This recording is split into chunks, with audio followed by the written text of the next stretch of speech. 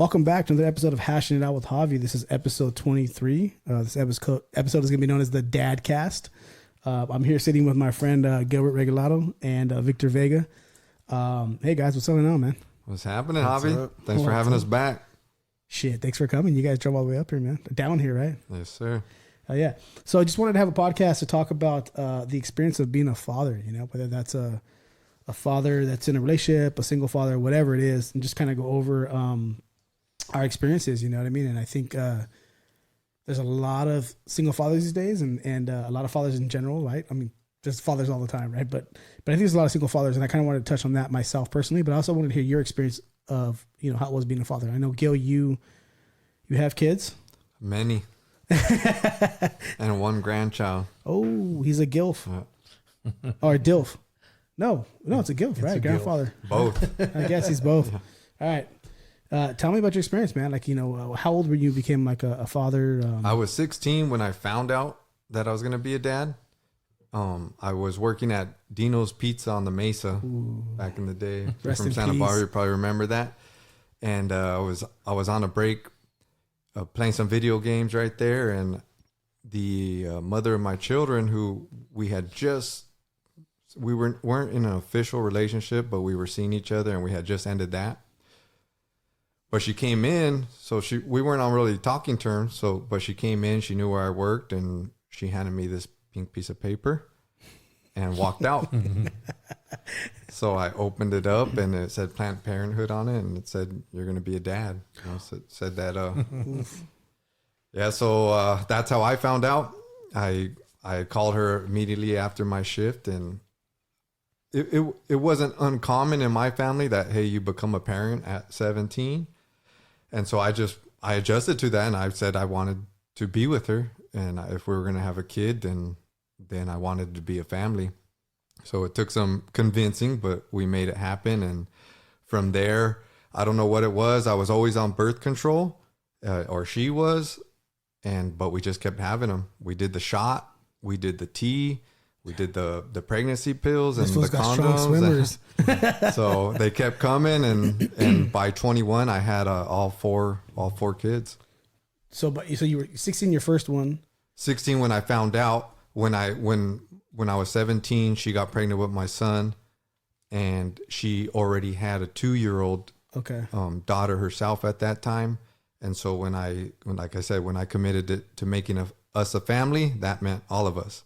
So I took the 2-year-old in, and I mean, it feels weird even saying that she's not mine because she's mine. Right. And that's how it was ever since that time. Okay. So you had 4 by the time of 21 though. Yes. And one was hers. One was hers. So I had 3 biological, but I had 4 altogether. Yeah. And none of the safe sex stuff worked, huh? None of it.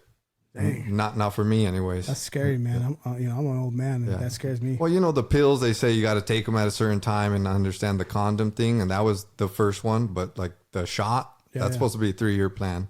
The T, that's supposed to be a 5 to 10 year plan. Right. They say there's that 0.1 or 0.5. And I guess that was it for us. We were those ones right there. So what was your, when you were 16, right? And you found out you were going to be a dad. I mean, what did you feel at that moment? Were you scared? Were you excited? I would say I was intimidated of what was to come. And, my first reaction was, especially because we didn't have a strong relationship. Like I said, we weren't even together. Right. Was to, what are the alternative options here? But, she wanted to keep my boy, and once she made her decision, I was all for it. And my main concern at that time was just, I didn't want to have a broken family. If we're going to have kids, I wanted to be a family. Right. And if not, then let's make that hard decision early on. But other than that, if we were going to do it, then let's do it. Yeah. I'm the oldest of 5. So I knew what it was to raise little kids. I got to babysit my brother and sisters as early as like 7, 8, 9, 10. I was watching them grow up, and And so to me, like I said, my family has a lot of history with having kids early. So it was nothing to me, it was normal. And I just thought it was my time. Damn. So this guy had kids young. Yeah. See, man, I didn't have mine till I was 23. Well, I found out when I was 23. Yeah. You know, actually, no, I take it back. Not when I was 22, but he was born when I was 23. But I remember at 23, I dealt with it differently. I had a subconscious change in my mind that scared the holy bejesus out of me. We'll cover that a little bit later. But well, when you're a teen, you think you're invincible. Yeah. That had a lot to do with it. But I'm sure if I had a little bit more experience, I probably would have been more scared. Oh yeah. So for me, well, let's talk to Victor first, then I'll cover my situation because mine's got a little bit of a funny story for sure. Victor, what was your experience finding out, like when you were finding out that you were going to be a dad? So I was 24 when I found out that she was pregnant, my daughter's mom. And it wasn't I think we were in a relationship. I had known her since I think I was 12 and she was 11. She grew up in Galita. I grew up in Santa Barbara, so we always knew each other since we were kids. And then I was going in and out for years, so the system. So we never really had a relationship. And then when I was 23, we reconnected again. And then I went back to prison just to finish off my parole. And then I got out, and while I was in there, she was taking care of me. We were talking and reconnecting, and I got out, and she was living out of town, but we were just spending time together. And I was in the train of thought. I was 24. I was like, I'm gonna settle down for a little bit, kick back. And so we were trying to have a baby, right? So it wasn't an accident. There was no protection. I think we were trying to have a baby. You were trying to? Yeah, we were trying because we were in a relationship. That's that good sex, right? You ain't worried about nothing. I wouldn't know about what it's like to try for one. Yeah, I've never tried for one, bro. I did pretty good. I was younger then. So see, he was doing it right. At least he was doing it right. I mean, in that sense, right? Yeah, and I remember one day she's like, hey, I'm going to pick you up and we're going to go to the beach. I have to talk to you. Well, no, she's like, let's just go to the beach, right? And so we went to the beach, and she had a little blanket, and she laid out the blanket, and she didn't give me a pink paper. She showed me the test. So it was there, and she stayed there. So she showed me the test, and I was happy. I was really happy. I was at a good point in my life at that time. So it was cool. And then we told my mom, and my mom gave her a hug, and I never see my mom get that emotional. So it was cool to see that, cool. And so she was born when I was 25 years old, and so I was there, and I was there in the room with her and everything. But so it didn't work out with the mom, but it was at a time in my life where I thought I was really, really ready. Yeah. I don't think I was though. I don't think I was. As we get older, we look back and go, damn, we probably were not just kids having kids, Oh yeah. Gil for sure. 16. Damn. Boy. 16 when I found, when you found out, 17 when you had them, yeah, for sure. I started the act of making them earlier than that, Right, yeah, oh, for sure. I mean, we were cochinos on the east side of Santa Barbara for sure. So my story is kind of a wild one. Like me, the mother of my child, we were pretty much like a friends with benefits thing for a long time, for many years. We had gone through a lot of stuff over the years together, and she basically told me I'm pregnant, and I said, oh shit. Well, we weren't expecting, she had said she was on birth control, that kind of thing. Definitely not planned. I was 20, I think I was 22 at the time when she told me. And, I'm one of those people that I'm a horrible liar, so I can't keep things from people if it's important.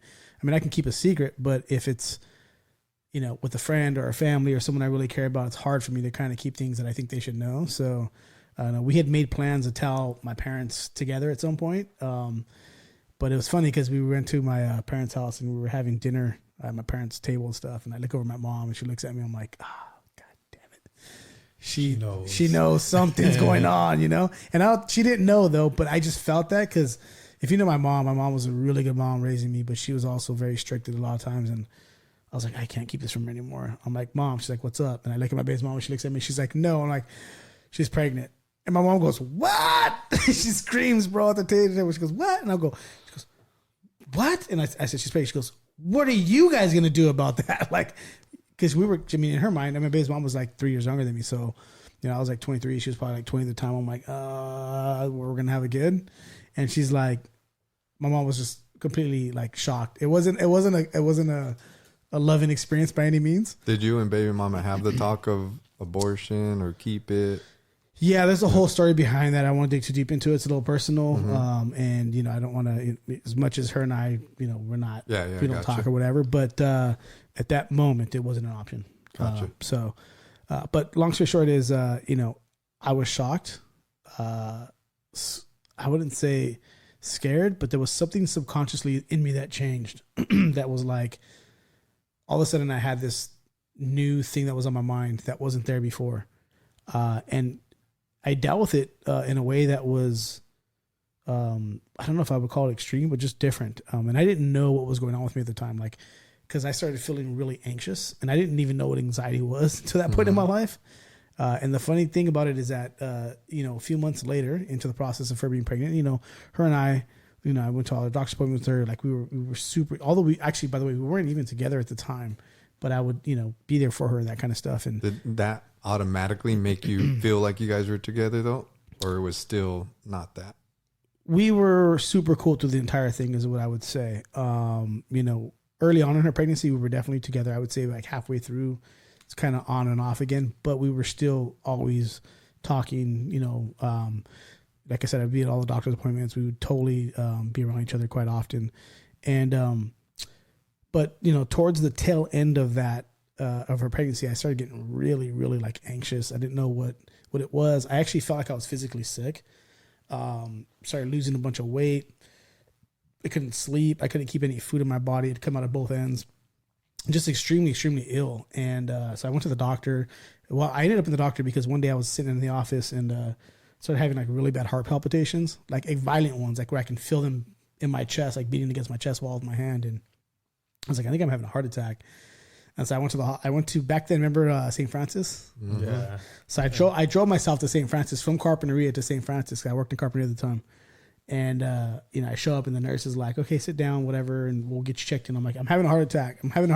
She's like, you're not having a heart attack. You wouldn't be here talking to me and standing if you're having a heart attack. I'm like, ma'am, I'm having a heart attack. She's like, you're not. So I grabbed her hand and I put it on my chest. She goes, oh my God. And I said, I told you something's going on my chest right now. So they put me on EKG and the doctor's like, you know what? Your heart's all over the charts right now. I call my mom. I'm like, Mom, I'm at the hospital. She's like, what? Like, I think I'm having a heart attack. She's like, oh my God. So my mom shows up and I'm like, long story short is for a couple months, I was feeling really sick and really ill. And the doctor goes, I don't know what's going on with you, man. You're healthy, but let's send you to some specialists. They put me through like, man, I swear to God, it was like hundreds of tests. And finally I got back to my doctor. He goes, man, you're as healthy as an ox. We don't know what's going on. You're definitely stressed out about something. Your heart's all over the charts. He's like, has anything changed in your life? And I was like, no. He's like, nothing's changed in your life. There's nothing stressful going on in your life. I was like, no. He's like, dude, think deeply, like nothing's different. And I was like, well, I'm going to be a dad. He's like, oh shit, this is anxiety, bro. You're just super anxious. And I was like, but I didn't know because subconsciously I had no idea what anxiety was. Yeah. It was just a subconscious thing. You know what I mean? But why when even when he asked you, it didn't register that you were going through a big change? Because I just thought I was going to be a dad. I thought it was like, that's the normal thing. Yeah. I was like, it's no big deal, no big thing. But you know what's funny though, is I can pinpoint it back to, and this is a funny story, back to the moment that I felt that anxiety come into my body. I can pinpoint it back to one time. And it was me hanging out with a bunch of my friends at the time, a bunch of my homies at the time. And there was like 4 or 5 of us playing dominoes. And, we're sitting around a table and we're having beers or whatever. And we're talking and someone said like, damn, Javi's going to be the first father out of all of us, And I was like, I know that's crazy. I got to be responsible for this kid until I'm 18.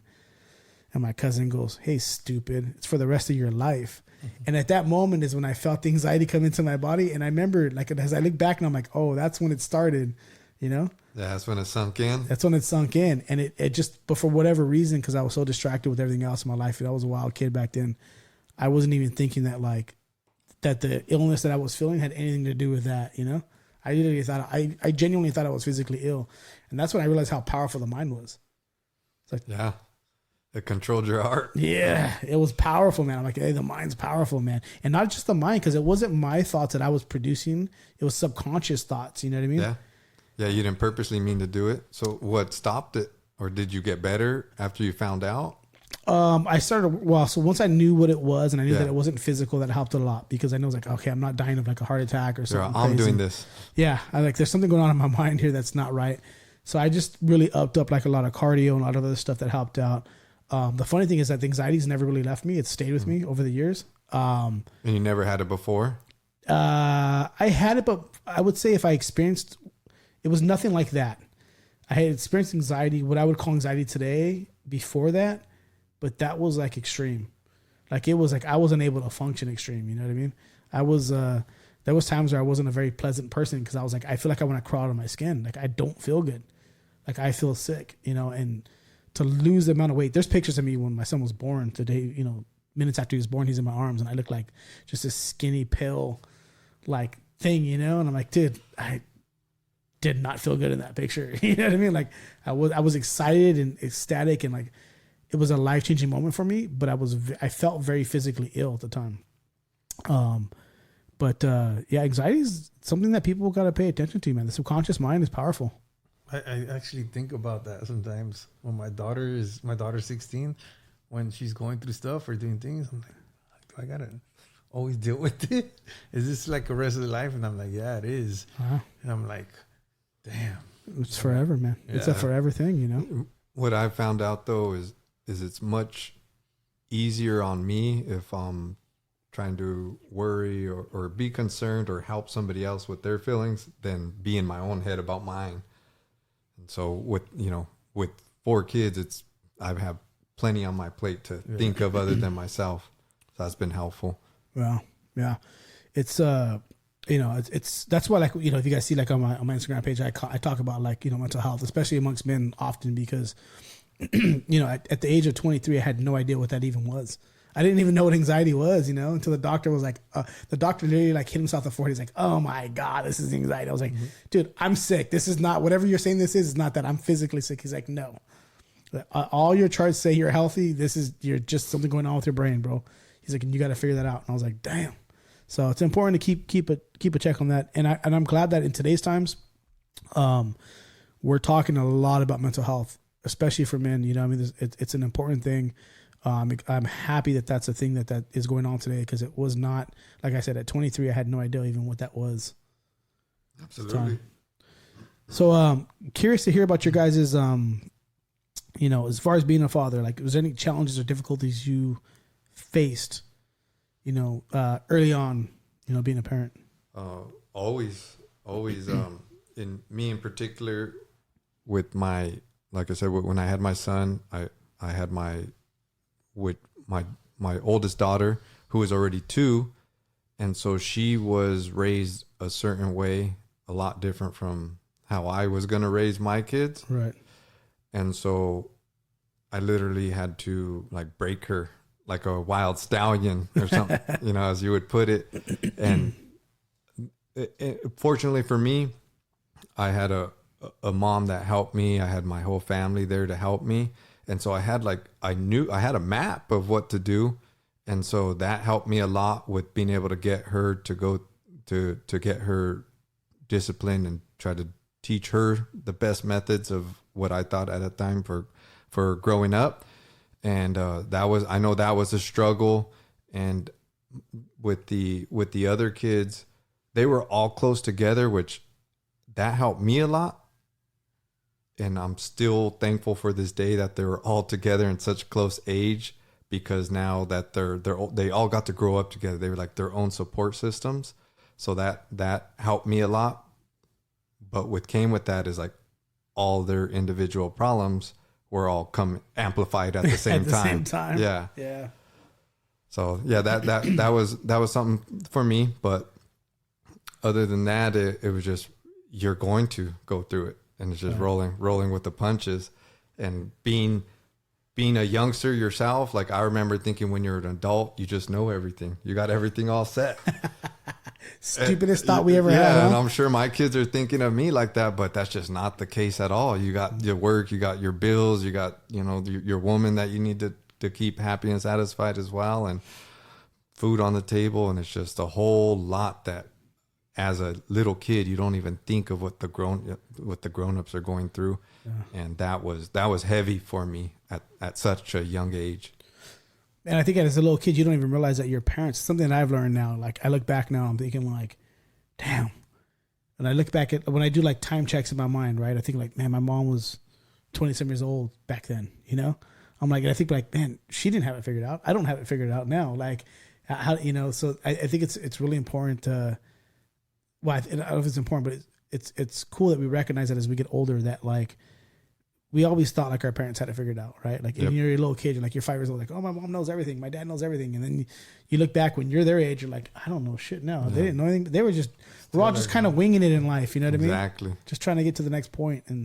And I've talked to my kid about that. We've had some challenges in life, you know, and I'm like, hey man, I'm doing my best with what I was given, what I have.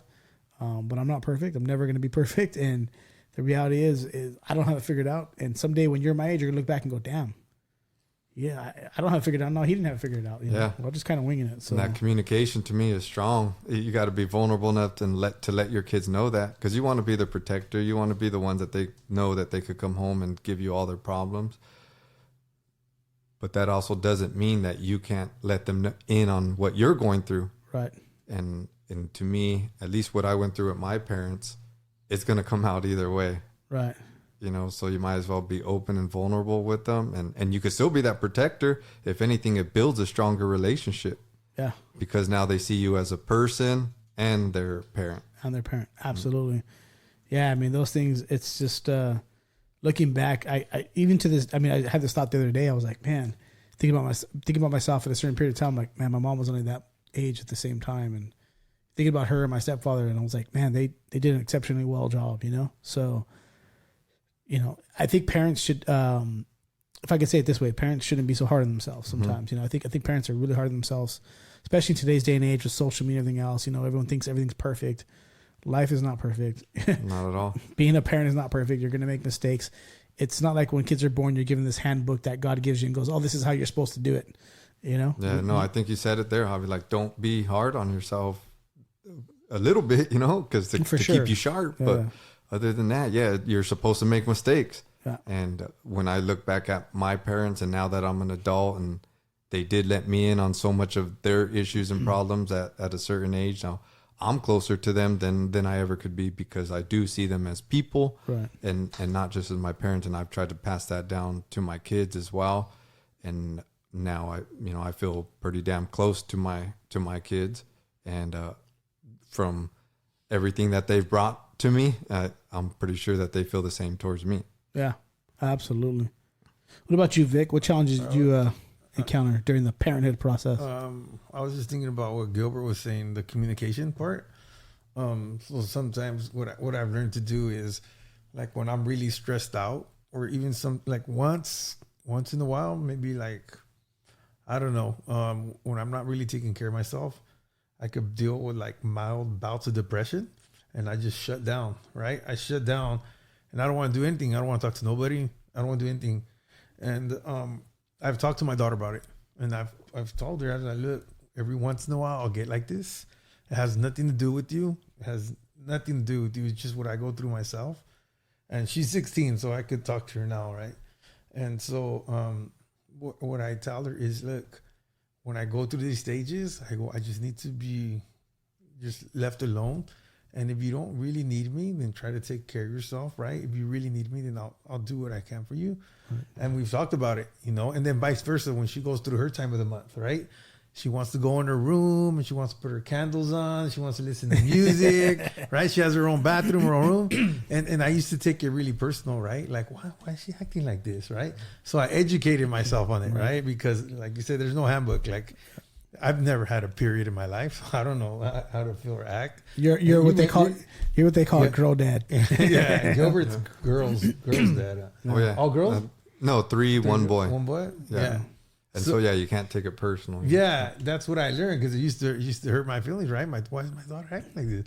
Especially I would just do something for her, right? Like take her somewhere, grab her what she wants, you know, all those little things that the girls want, and so like that communication that we have, right? And also like educating myself, right?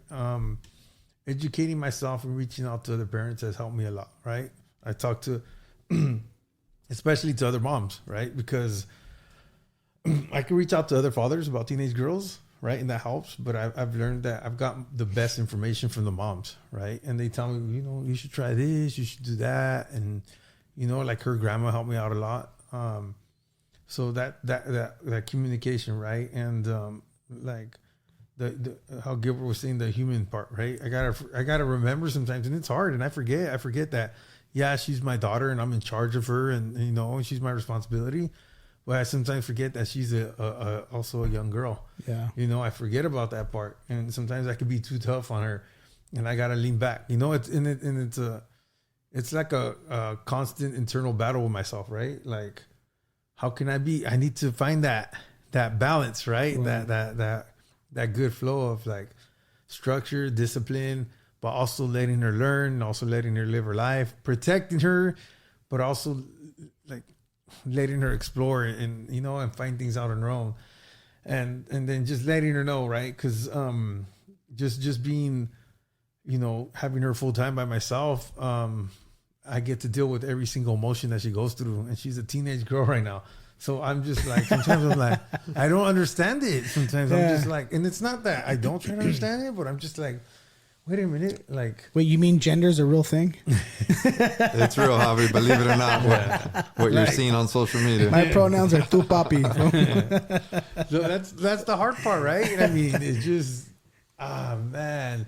And I get it. She's a girl, and I'm just confused sometimes, but I reach out for support. I don't want to fool myself to saying that I know everything, and I didn't have I didn't have that communication growing up, right? Mm-hmm. It was almost like, here, I have this, here it is, so I think, just learning to communicate with my daughter and, has been, the one of the biggest challenges, because when I ask her, like, why are you talking to me like that? Or what? Like, you don't see it. They don't see it. Yeah. They don't see. They're too immature to see it. And I've learned to accept that and, talk to her about it, and because I wasn't in my daughter's life for a big chunk of her life. There's about maybe 8 to 10 years when I was in her life, and that was my choice. Right. So I've had to earn the privilege back of being able to be in her life full time and have her in my life full time. Right. It wasn't just something that came to me. I had to earn it back. And now that I have it, right, I have to find that balance of like, wait, am I going to let my guilt run my parenting? Right. Or am I going to be a parent and just be a parent? And that's it, so I think that's been the big thing for me. And she knows their kids are smart. Like we were talking about, right? They remember stuff. Oh, yeah. That kids remember, because I still remember stuff that my mom didn't do for me when I was a kid. Yeah. Right. And we hold on to that resentment.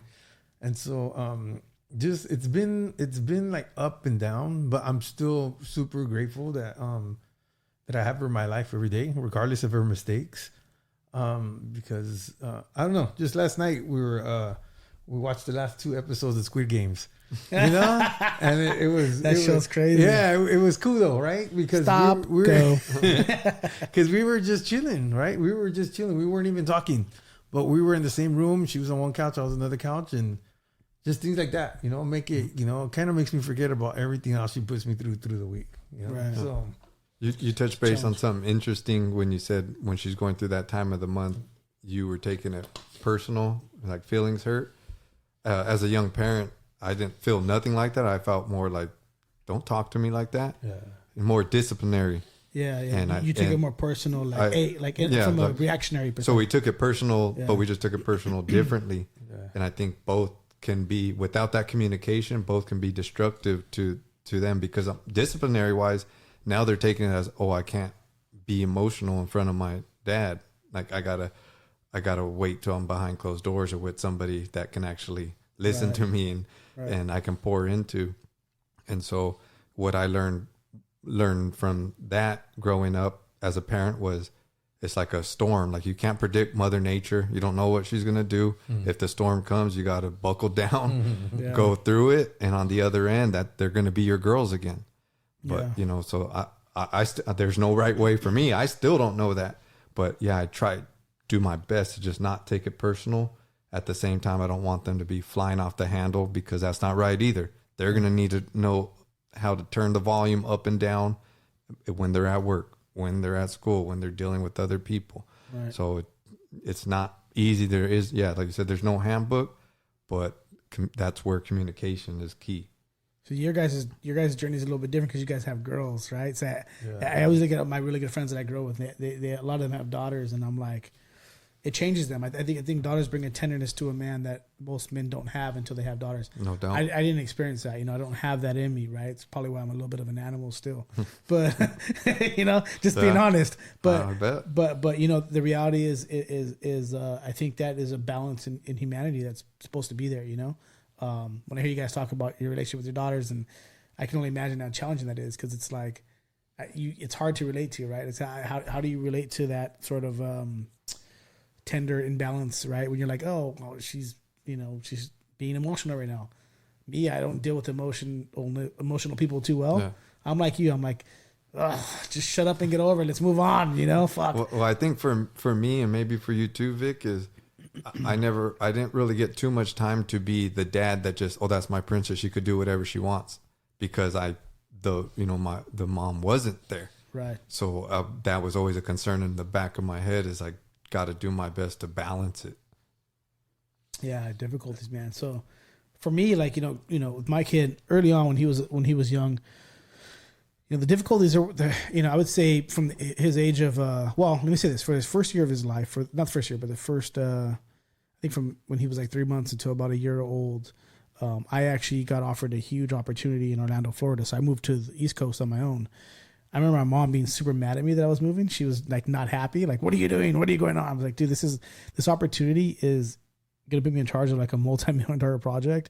Like, I have a high school diploma, and I've been kicking ass in this IT thing because I work in technology for a long time. I was like, if I don't take this opportunity, I would be dumb. I would be remiss. I mean, they're paying a huge bonus to go out there. They're paying all my moving costs to go there and come back. It's a temporary time. It's better than any master's degree I was ever going to get in the space. So I had to take the opportunity. But the mother of my child and myself weren't together at the time. We did entertain the idea of moving out there together because the company would pay for both of us. They even flew us both out there, and I took her to like Disney World and all kinds of stuff. And but fly out there together as co-parents, as parents potentially, together. Yeah. So it's a funny story. I'll tell it. So I wasn't going to tell, but I'll tell it. So at the time, the gentleman who saw a good opportunity, or he basically saw like a good ability within me. His name was Javier Muñiz, and he was a Puerto Rican guy, a very high-level executive of a multi-billion-dollar corporation back in like 2000, Jesus Christ, 3, 4 or so. And he's like, "Hey man, we need you. We want you to come in." And he was like a hardcore Christian guy, like a family value guy from the South, And he's like, I know you told me you're not with the mother of your child, but maybe if you guys moved out of your town and we brought you over here, maybe you got away from your typical day-to-day business, maybe things could work out. I was like, look, I'm going to be honest with you. Like, I love her as a person, as a friend, but I'm not in love with her. And, things she does just really, they irk me. Mm-hmm. And so I don't know if it's going to work out. He's like, hey, and he literally begged me because he's that kind of guy, right? He's like, look, I'll pay to send you guys out here. Like, I'll fly you both out here. I'll pay to send you to Disney World, to send you to look for apartments and houses and whatever you want. I'll do it. Just give it a chance. So he flew us out there. And unfortunately, the entire time I was there with her, again, because I'm a very honest person. I was open and honest with her too about the situation. But I'm just honest with myself more than anything. And I was like, it's not going to work out. Like, not to be mean, but she would like breathe and I would be like, ugh. It's just one of those things. Like, I loved her. I knew that, we would be co-parents and that kind of thing, but it just wasn't going to work out as a relationship. So while I was there, part of the agreement was that I would make a decision while I was in Florida of what I was going to do, whether I was going to stay there. Because the opportunity was I can go to Florida and make a ton of cash. There's no state taxes in Florida. It's like a fourth of what it cost to live in California at the time. Or I could stay here and only make like an extra $10,000 a year. So and not to mention that when I was in Florida, I was going to be given this huge opportunity that was going to be on my resume that was going to really spark my career, going forward. But I had to be realistic. So when I was there, I made a decision, and I got to meet some of the top executives of multi-billionaire corporation and sat in front of them and said, I'll tell you what, I'll take the opportunity, but I'm not moving out with the mother of my child. And this is one of the ballsiest things I've done in my life, by the way. I said, that's right, Javi. But here's the deal, though. I will take your opportunity, but on a condition that you fly me back to see my son at least every other weekend, because the reality is when this doesn't work out, we're going to end up in court with the mother of my child, and that's all the custody I'm going to get because he's still a baby. So if on your dime, you promise to fly me back every weekend to see him, or actually it was every weekend, then I'll take the opportunity. And they looked at each other and said, done. And so for about 10, 11 months, I was in Orlando, Florida early on. That was the challenge there was being that dad that was only involved every other couple weeks, so I'd fly back. This was right post like 9/11, so a lot of stuff was going on. So traveling was kind of a pain in the ass. But and how old was your boy at the time? He was months old. Oh, okay. So yeah, it was probably between, he was, I'd say 2 months and a year. And then I flew back when he was on his first birthday. Well, I fly back often to see him, but I came back on his first birthday and he was really sick. There was some issues going on where my mother had him from extended periods of time. There was just drama going on. So I was like, okay, I got to get home. And I had only signed up for a year contract. So they were like, yeah, you can get out of here. Fine. I had fulfilled my duty, but so I had been a part of his life since he was obviously a baby. And then when I came back, immediately when I landed, I think it was the day after, two very good friends of mine, I won't say their name out of privacy issues, but I adore them very much. And I said, hey, look, I want to get custody of my kid. One of them was a notary. They're married, and the wife is a notary. And I said, look, I call the mother of my child. She agreed to do 50-50, 1 week on, 1 week off. If we put it on a notarized letter, then we can take it to the court. They'll ink it for us, and we're done. So like literally, I think it was day 2 or 3 after I was back when I got that inked, got 50-50 custody, had him 50-50 until he was like 10 years old. And then I got full custody. Challenges though with him when he was young. I mean, he was a good kid. I had no problems with him, but it was a very much an amazing little boy. He was just an awesome little kid. I didn't have much challenges. I think if anything, the challenges started when he turned into a teenager. Oh yeah. Again, after 10, I had full custody of him. So my challenges started really his teenage years. And when he was 10, wasn't a big issue. 11, not a big deal. 12, not a big deal. 13, I'd say he kind of coming of age. I think there's a dynamic when there's like a single father, a full-time single father, right? Where there's no kind of feminine or female approach in the household at all. Where there's a young boy and then there's a father and there's that kind of clash of titans, So I'd say if anything, the challenges were just learning to deal with that. Because I didn't really know. I'm one of those guys who's like, I have a no bullshit approach. You know what I mean? like, nah, I'm not going to deal with that. Not going to deal with that. Fuck that. Fuck this. That I'm that kind of person, So, really learning in the same way you guys had to learn to deal with being kind of tender with your daughters. Mm-hmm. I had to learn to like swallow my pride with my son and be like, oh, okay, fuck. Like, yeah, gotta put that good ego in check. Yeah, man. And it's a different thing. And I know a lot of single moms who have daughters who deal with the kind of same thing where there's that clash between mothers and daughters, So my difficulties were that, and my difficulties are still that. Yeah, it's like the way I see it, Javi, is like we want our sons to see us as alpha males, dominant. Like this is who your pops is. But at the same time, if we always make them the betas, if we always make them fold to us, what kind of men are they going to turn into? Right. Yeah, I've had to learn. I'm still learning, man. He's 18 now. He's a young man, and it's even more challenging because I'm like, motherfucker, you're an adult now. I'm like, I feel you. Man. My son's 20. You're like, damn, boy. I think I don't know. I grew up without a dad. Yeah, right? yeah. So I learned from the wrong people of how to be a man. Yeah. So I went down the wrong way because of that. But I always wondered, like, what kind of man would I be today if I had that male figure in my life, right? My mom was everything, but my mom didn't know how to communicate, right? She knew how to yell. She knew how to make sure we had what we needed. But I just really can't point my finger on how many times, like, hey, how's your day? What's going on? You okay? Well, you're quiet. Why are you, it wasn't like, you know, when I would get in trouble, it wasn't like, it'd be like, why are you doing this? It wasn't like, what's going on? You know, it wasn't that communication, right? So,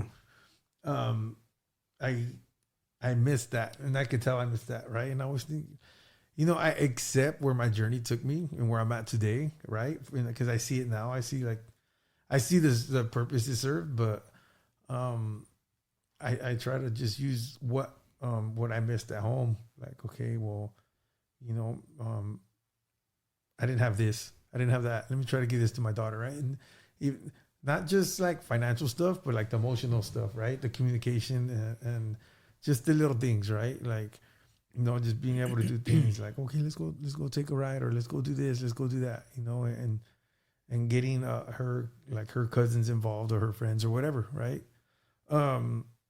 But there's just some things that are missed out, you know, when her mom isn't around, you know, the big things, and I can see it in her.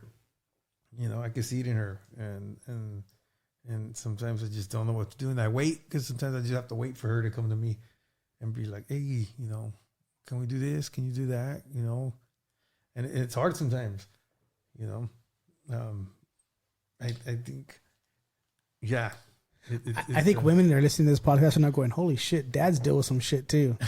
You know what I mean? Because I don't think I mean, I know there are women out there who are obviously in relationships with guys that understand what we're going through. You know what I mean? Mm-hmm. But I think there's a lot of single dads out there that are going through this kind of stuff, and it's amplified on top of that. You know what I mean? So I think honestly, it's kind of, how do I say this?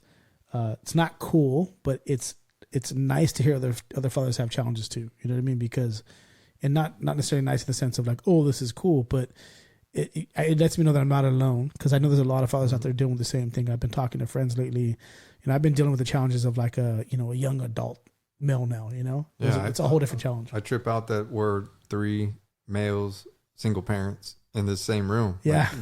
Like, coming up with my parents with my kids going to school events and stuff like that, me being the only parent there, most of the time it was only the moms. Right. So, but like we were talking earlier, it's getting more and more, I don't know if you call it popular, but more common. Would say that, yeah, there's single dads out there. Yeah. You know, it's funny because people would be like, oh, I got to tell my kid his stuff. And, you know, well, let me say it this way. I often hear the thing of like, oh, you're a single dad. That's awesome. And I often get a lot of women who are like, oh, it's so attractive that you're a single father. And I'm like, why?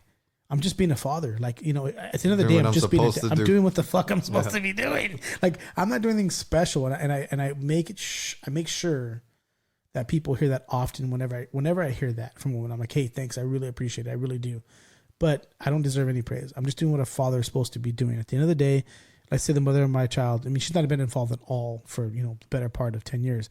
But even if she was, and let's say she got, you know, killed in a car accident, I would still have to be a father to my child, right? I'm just doing what a father is supposed to be doing. I don't deserve any extra credit. I shouldn't be looked at as someone, whatever. But to your point, though, I think it is important to point out that there are a lot of single fathers today that are doing it alone, and it is a challenge.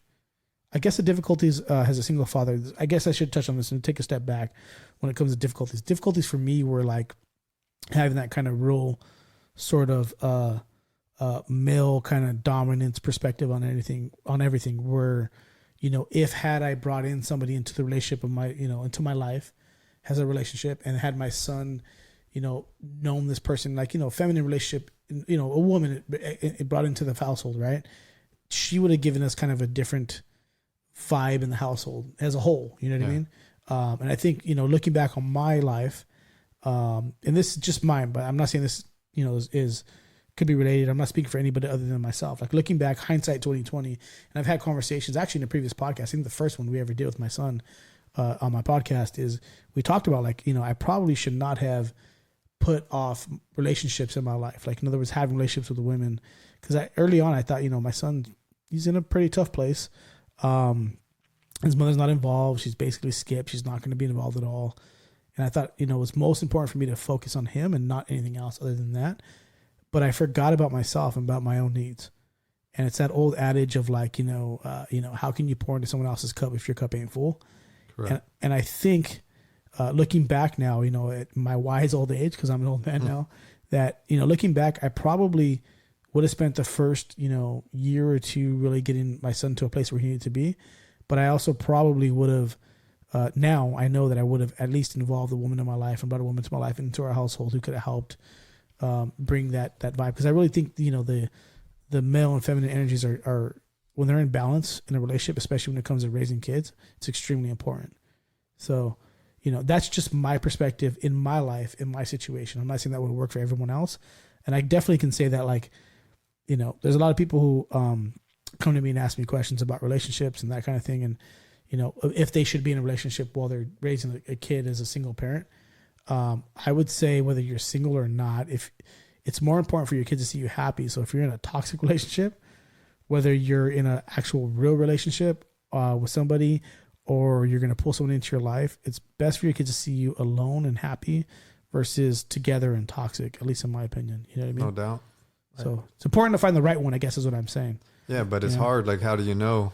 So Oof, that's the problem. yeah. So, and I wasn't willing to take that gamble because, and but I mean, I guess, I don't know. It's tough, man. We're living in strange times because there's a lot of single parent households, whether they're single moms or single dads.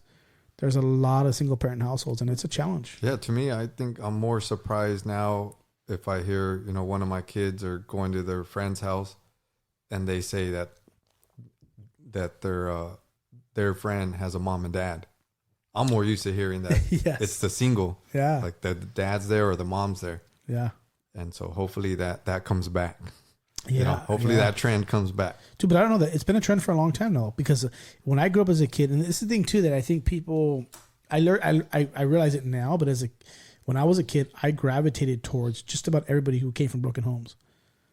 I don't think there was a single person in my life that were my good friends growing up from the age of 10 through 30 that came from a home with both a mother and a father. Every one of them came from a broken home. And not just a broken home, but a broken home that had domestic issues, or whether it was domestic violence or cheating or abuse in some way, shape, or form. Like I gravitated to those kind of children in my life.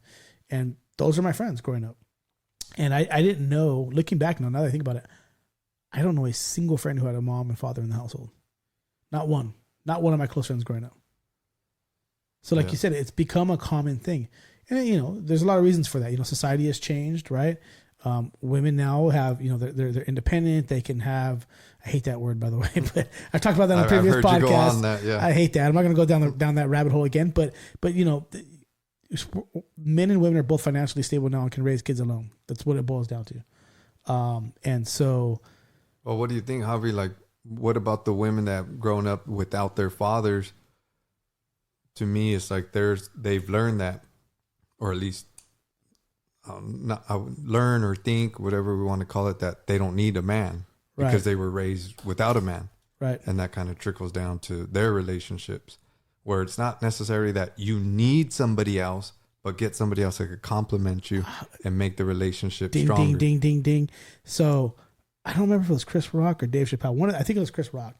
It was Chris Rock. And I think it's Bigger and Blacker, like in 1990 something, he did a comedy show. It's a great comedy skit, a great comedy special to this day. I know what you're You know what he's talking about? Yeah, he says, look, we get it. It's whatever. It's 1990, whatever. You can do it alone. We fucking get it. We understand. But guess what? It don't mean it's the greatest fucking idea. You know what I mean? At the end of the day, the most optimal thing is to have a man and a woman in a relationship to raise kids. It's the most optimal thing. It's the reason why it's in every religion. It's in everything else for, since the beginning of time.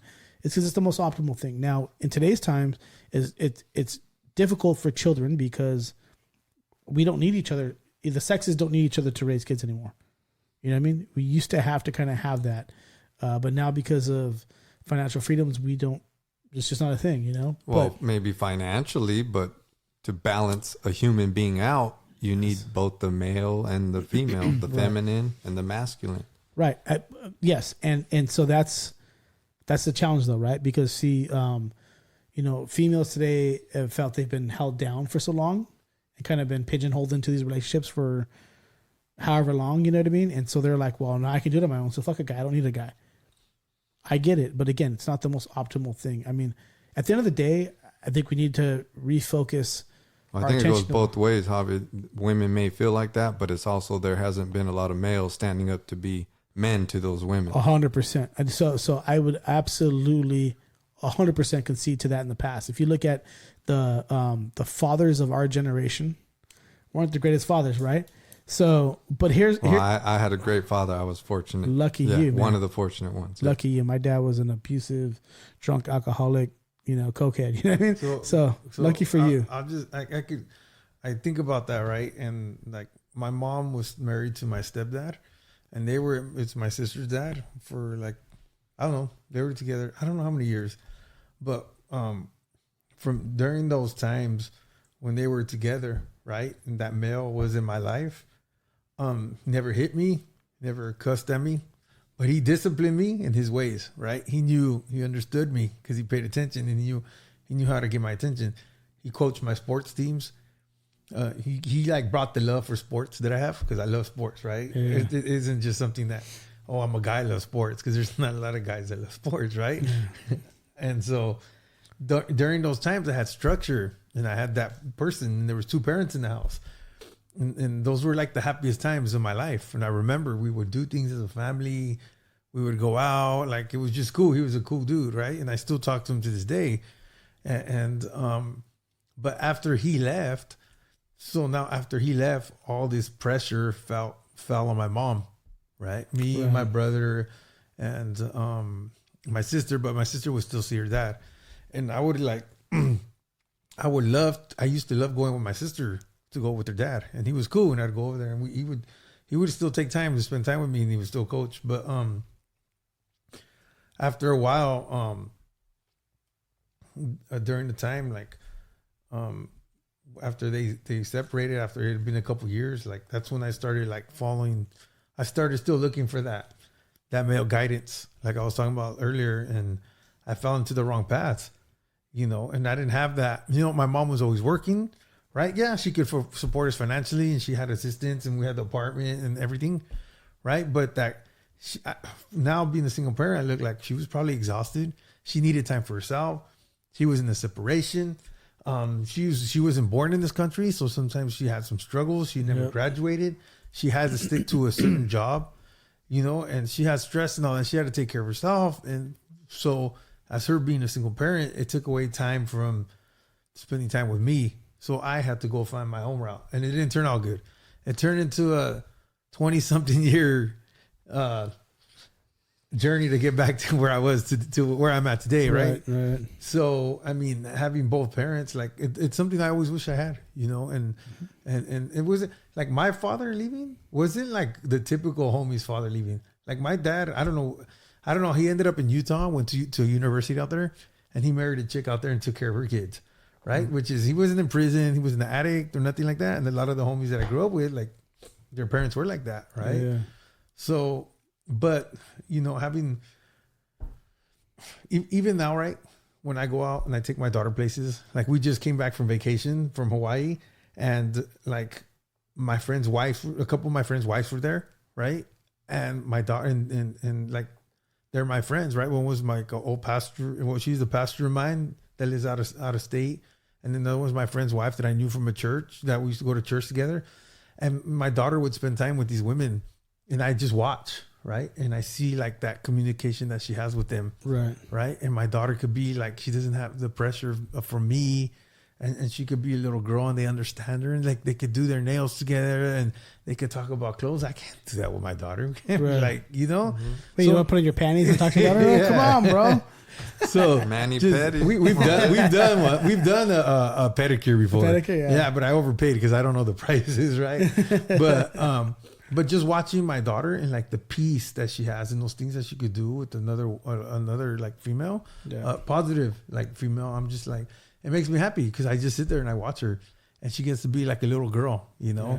So that's like, I mean, that's one of the things that that I kind of miss in my life, when she doesn't have her, she has a lot of aunts, so she gets to spend time with her aunts, which is good. And she has good relationships with them. And like, I always encourage my daughter, like, I've told her, we've had this conversation, was like, if you can't talk to me about something, please find someone to talk to about it. You know, find somebody. I don't care, your friend, your aunt, your grandma, whoever it is. Don't hold it in. I like that. You know, that's a good approach. Well, because she's not going to talk to me about everything. You know, I already know that. I couldn't talk to my mom about, damn, you know what happened today when we're at the park earlier? You know, I couldn't do that. Yeah. You know? And I like that approach, though, because this is why I like talking with you guys, because you guys always give me a different perspective and a good perspective on how to look at things, because I'm definitely not perfect by any means, you know? I've struggled as a parent, you know. Well, I feel like I've done as best as I possibly can with what I was given. Like, there's always other ways to look at things, you know? And so it's good to hear you guys. And it's good to know that, you know, like I said earlier, like there's other parents out there that are dealing with challenges, you know what I mean? At the end of the day. And knowing how to, knowing that those challenges exist in other people and they solve them in certain ways is a good way to kind of learn, you know? It's a learning process. Like I said, there's no book given to you. You go ahead, man. It's okay. And I think that's something that everyone, Victor's got to go pee pee. Something that we all have in common too is because we're single parents, we've never, well, maybe you had to go through, I know I did in the very beginning, but the pain of having to share your kid, Ooh, you know? Yeah.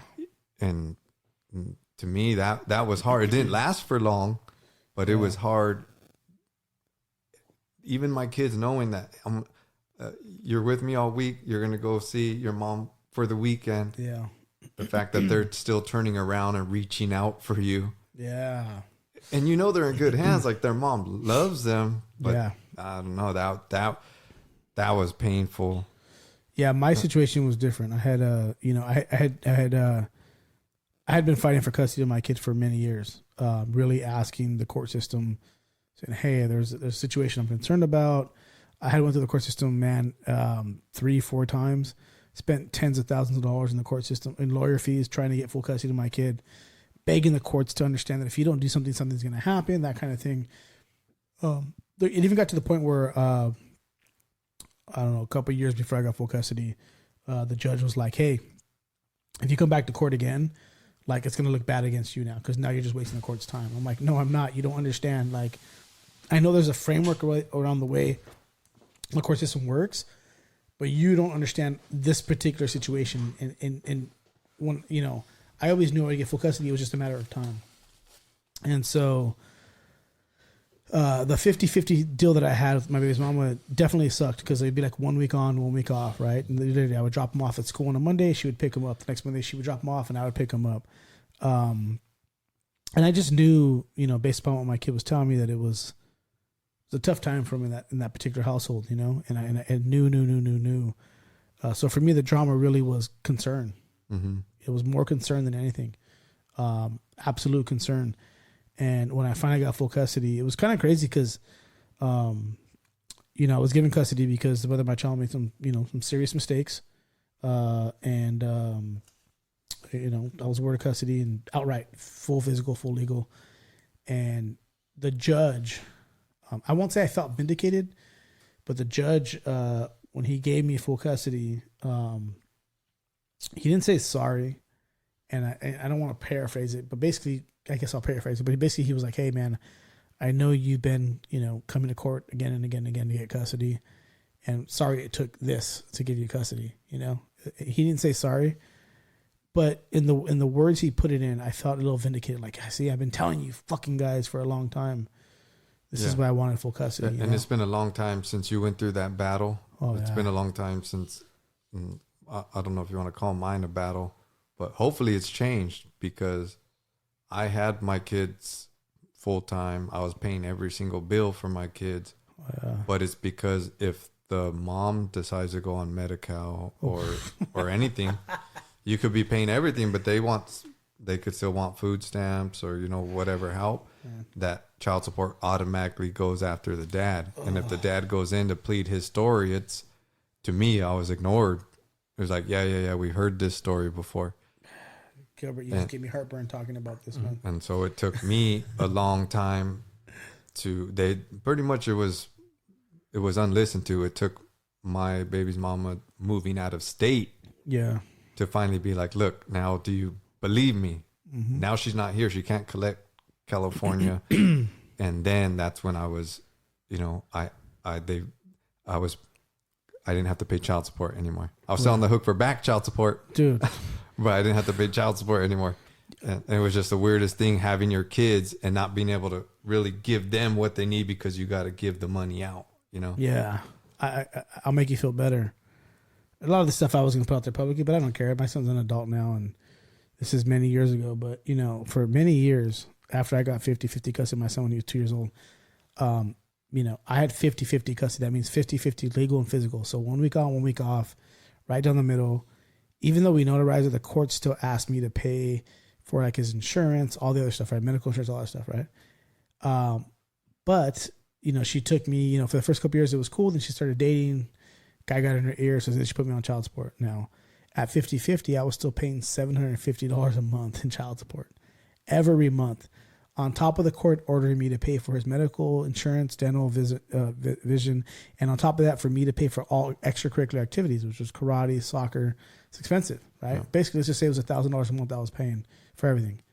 And that went on for years. And the court system was so screwed up. Like, I would try to go back. Nope. Because every time we go back, she would go on welfare or whatever. People are going to laugh at this when they hear this because they don't know the story about her. But you know, it's the reality. And the thing is, she played the system very well. And then when I got full custody, I mean, 100% legal and physical, she had none at all.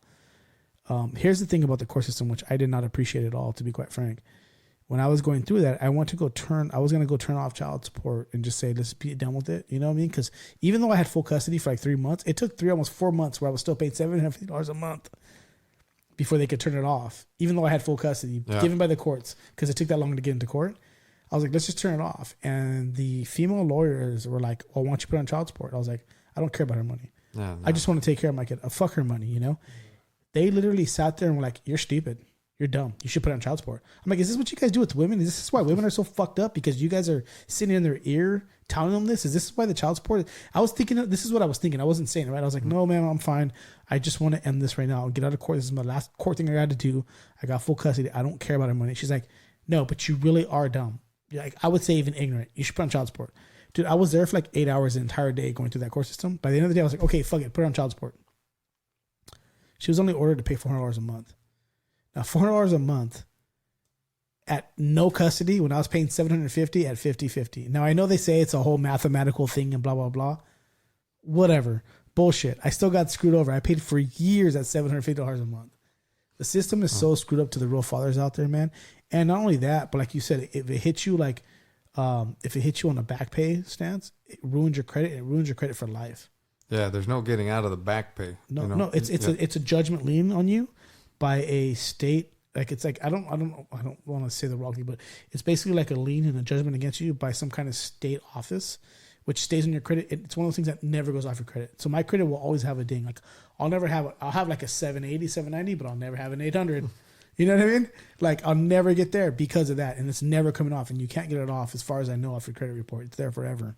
And screwed me up, man. So yeah, hopefully they put some work in revamping that thing, because it's pretty messed up. I looked into it. It is a mathematical equation, but the problem is what they need to revamp how they look into people's investigate. Right? Yeah, they need to investigate better, because the reality is all that stuff was nothing more than her going on welfare right before, or on Medi-Cal right before, or whatever. But the system is really screwed up too, because I don't want to get too deep into the financial piece of it, but it's not fair. Trust me. It cost me tens of thousands of dollars over the years just in legal fees, and on top of that, tens of thousands of dollars in child support, that when I got full custody, and then she didn't pay it for the longest time. I didn't even see any of that money, so I ended up just saying, just turn it off. I don't care. So after a while, they were telling me to go into court to kind of continue it. I just didn't go, and they just turned it off. And then whatever, couple $1,000 she owed or whatever, she ended up paying over time. I was like, I don't care. I don't want her money. I don't care about that. You know, Don't care about the money. The money is the least of my worries, but it does suck though. You know, it does suck for the right parents, you know? My turn. Yeah, your turn. So, all right. So, just chatting about I want to talk about, so back to the single father thing, right? So, I was looking to, because being a single father is kind of an important topic to me. And I was like, I want to kind of touch on that a bit. And the reason why is because there's a lot of my friends that I grew up with today that are my age. You know, we're a little bit older. You know, 30s and 40s, and there's a lot of them that are single, not just single fathers. Let me make the distinction. Well, full-time single fathers mean that they have their kids full-time, and the mothers are not involved at all. And times are definitely changing, and I kind of just wanted to touch on that a bit because, to me, as a full-time single father, it's important to note that like there's a bad stigma about dads not being around, you know. Yeah. But trust me, there's a lot of dads that are around these days. Yeah. I know we've talked about like the struggles and things like that.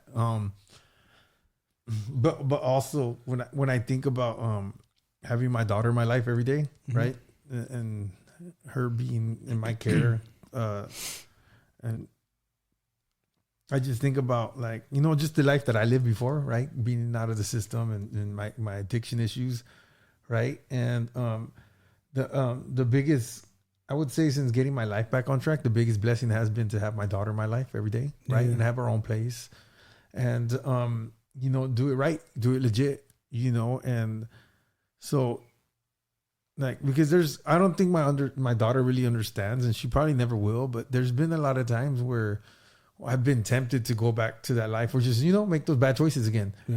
But then I think about her and everything she's been through already, and I don't want her to go through that again. You know, so when they talk about how, you know, people always say, "Oh, my kids saved my life; they changed my life." Well, you know, it happens a lot with me and my daughter. You know, like, because she's my responsibility, but I also love to be a father. You know, the things that I get to do, right? I get to chauffeur sometimes, right? Her and a bunch of teenage girls. Wait, you enjoy like, that? Yeah, shit, I do. I enjoy doing that. I enjoy, you know, sometimes she'll be like, you know, sometimes she'll act really helpless and be like, "Hey, can you do this?" And I'll be like, "Yeah," you know, or sometimes she knows everything, so she don't need my help. Right. And I just wait for her, right, to struggle, right? And so I do, you know, financially it's I'm in a situation, my situation's a little bit different, right? Because my daughter was not in my custody for a long time and she was with her grandmother. So now that my daughter is with me, like financially, I'm in that, I can't get any assistance, right? So whatever I make. And I've always thought, and I'm also going to school, right? So I've always thought about like, maybe I could do some more work, or maybe I could get this job. But what that means it's taking away more time away from my daughter. And at this point, I mean, financially, I'm okay and I make it. And we have a nice place. I have a car. We always have food, right? We have everything we need. And so at this point in my life, I don't think that, you know, the money is so important to the point where, oh, I got to make my money. You know, people always like, it's all about that. That's not that important to me, right? Because I could have all that money, but then what about the less time that I have with my daughter? You know, I already work late as it is. So in the mornings, I'm grateful for the opportunity, right? Where while she's getting ready in the morning, it takes her 2 hours to get ready for school, right? That I could go to the gym, or I could go do what I need to do in the morning, or sleep in, or do whatever it is I need to do and get myself right while she's getting ready. And then, you know, I'm able to make her breakfast, right? I'm able to get her snacks ready. I'm able to wait for her be late every single day, right? And I'm able to take her to school and take her cousin to school, whoever it is, to school. You know, like I cherish that time, right? Because you know, you listen to music. I get to say bye to her. I get to make sure she goes to school, and then I get to go home and get ready for work and do whatever it is I need to do. And it's you know, like the thing that I think for me when I think about, right, and I know a lot of people I grew up with, right, they've just like forgotten about their kids and they don't want to be a dad, right? And there's a lot, unfortunately, like you're saying, there's a lot of people we know, right, a lot of people we grew up with and we know that don't want to be fathers in their lives. And you know, I've like, I try to encourage a lot of men that I know, you know, and share with them like what I've been through. Like, yeah, I wasn't in my daughter's life for a long time, but I got that opportunity back, you know, and I worked hard towards it, you know, and you know, a lot of times people want to trip, well, baby mom this, baby mom that. I was like, yeah, I could have did all that. I could still do that, right? Yeah. Because she's not around, but that's not going to help the situation. That's not going to make me a better father. It's not going to make our relationship better. You know, and there's times where I'm like, man, I wish the mom would do this. And the mom says she's going to do this and she's not capable of doing it. And I'm like, well, there's nothing I can do about it. Like, I'm not going to say nothing bad about her. I'm not going to talk smack. I'm not going to get mad at her. I'm not going to get frustrated, stressed out. I'm just going to handle my business and do it, you know, and you know, I would just, you know, for like fathers out there that have given up on their kids or don't know what to do. I mean, for me, what worked for me was just focusing on myself and working on myself, right?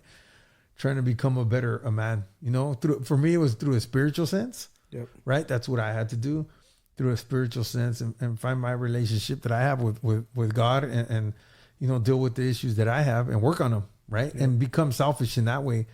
And I had, you know, and over the years, I you know, I got to see my daughter and spend time with her, and you know, and she was very, you know, my daughter was really sweet when we rekindled our relationship, and now it's different, right? Now that we live together and she knows that I'm there for her, she could be any way she wants, happy, sad, pissed off, super bored, tired, hungry, whatever it is, right? Mm-hmm. And what I've learned from other parents is the reason that my daughter can act any way around me is because she knows that with me, she's safe and I'm always going to be there for her. And it took me a long time to earn that privilege back, you know? And so, I mean, I don't know. I love being a father. It's my favorite thing to do. You know, it really is. What I'm curious about, because I think with Javi and I, we had our kids. Yeah. You coming back and, like you said, a lot of our homies that have kids and that are still not in their lives, like how big was it to get through the guilt trip of like, I haven't been there and now I want to be there? My daughter would throw things at me sometimes, and she's made me cry. She's literally made me cry and broke me down because she was telling the truth. Yeah. Right. Yeah. And she was telling the truth about things she would say. And so, but to get through that was a little bit hard. You know, we went through our little honeymoon stage where I would take her here, I would take her there, get her wherever she wants, you know. But then when I was like, you know what, I've always said I wanted to be like a great father. So yeah, I got to get through that. You know, I got to get through that. So there was some turbulence, you know, and so there was turbulence and, you know, getting through it and her seeing that like, damn, I can't push this guy away. Yeah. Right. But, you know, so. I see that with my kid's mom. You know, she moved back in the state a couple of years ago now, and I think she deals a lot with that. And she still the guilt. The guilt, I haven't been there, and now I'm going to be here. Do I be their best friend? Do I just be the super mom that takes them everywhere, spends on everything? Right. And trying to balance that with, well, they're gonna not have respect for me at some point. Yeah. If I just keep showing up, they could walk all over me, you know. Yeah. And that's her own journey. That's something that she made. That's the road she's got to go through. Right. With my kids, I'm there for them on their support. They could come and tell me whatever their experience was with their mom that day, and I'm there for them. She had her chance, and I was there to try to help her. She made the decisions. Now it's on her. Yep. You know, but I think that's for you. Like, what was the big moment that you said, no, I gotta give some discipline too. I just can't be the super dad that just buys everything she wants, does everything she wants. I don't know. I think it was a lot of stuff. I can't pinpoint. Like is it a gradual process? Yeah, it was a process. It was probably a little bit of both from both of your ends, right? Like, you know, she made it a little bit, you made it a little bit. You guys kind of met kind of halfway somewhere, right? Well, it was a trust process, right? I had to earn her trust and her respect back, right? Because she didn't do anything to me. It was me, right. You know. So I knew that, and I had to accept the fact that I couldn't be like, why is she acting like that? I'm trying, you know. I couldn't, right? Well, I would imagine when you said she made you cry, that released some of the pain she was having. I think it did. I think she let it out, and then she didn't see me like running away or anything. Yeah, she see me come back, and she's like, all right. He's not leaving. Yeah. I could be crazy with this fool. And y'all make me want to go get someone pregnant and have a daughter now. Don't do it. I'm just kidding. I tell you, Javi, that vasectomy is a good investment. I'm looking into it, bro. I'm just being a big baby because I don't want my nuts clipped. But they're cool. You know what? Girls like my daughter's age, she has so much energy. You know, like when we're on vacation, she was just like, she pushes me, you know, like she pushes me to do, like, come on, Dad, let's go, Dad. Oh, Dad, I want to, you know, it isn't always like, you know, and it's good for me, you know, because I work all day and then I go to school, make sure she has everything, and I just want to relax sometimes. You would have been in the hotel room in Hawaii the whole time. I don't know what I was in. Room service. That's right. You just got back from Hawaii. Dude. That was awesome. I don't know, because I spent a lot of money on that, so I don't know. But That's she what was it's for, right? The money's worth the memories, bro. Mostly for her, just watching her enjoy it, you know, because sometimes I want to be a grumpy old guy and I just want to chill. But then I watch her enjoying stuff and I'm like, oh, that's cool, you know. She's young, so she enjoys it. Oh, look at it. Oh, you know. I'm like, oh yeah, that's cool. I don't know if it's a daughter or something. I just think that's a kid thing. You're just old, fool. You're old. It is. You're getting old, man. I feel you though. People be like, I want to go on this vacation and like do this extreme shit. Like, no, I want to sit by the bar, by the pool, and just chill and do nothing. That's what I want to do. People watch. Yeah, I want to people watch. Like, you know, I like to people watch. Too. Yeah, I don't want to be doing all this crazy extreme shit. Fuck your zip lining, man. Bring me a margarita. Let me sit by the pool. We did go zip lining though. I went zip lining. Yeah, I like that stuff. See, no, I mean, I'm cool, dog. I want to chill. You know, I'm lazy like that. I mean, it's really cool to hear you guys' stories, man, about parenting experience. You know, so we're touching. By the way, Gil, before you came back, we were talking about the single parent thing. You know, and I just wanted to throw some numbers out there because I was reading on it last night. Because again, I have a lot of friends now that are single parents, and when I say single parents, I want to clarify again: single full-time fathers. That means the mothers are not involved at all. And then I was looking into some children I know, or kids I know, young men, and that are in my circle, and all of them are being raised by their fathers, and the mothers aren't involved. And I was like, this is crazy. So I was looking into the numbers, and I was, you know, reading a few different articles and looking at different stats, and there's stats all over the place about it. But the one stat I found that was kind of like mind blowing to me, and I think it was from Single Parent Magazine, said, Single Parent Magazine, I think that's what it's from. I'll put it in the notes when I release a podcast episode. But it said that from 1960 until today, adjusted for the population, that full-time single fathers are 9 times what they were in 1960 compared to today.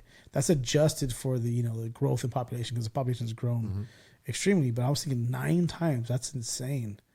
That's a fucking huge number, man.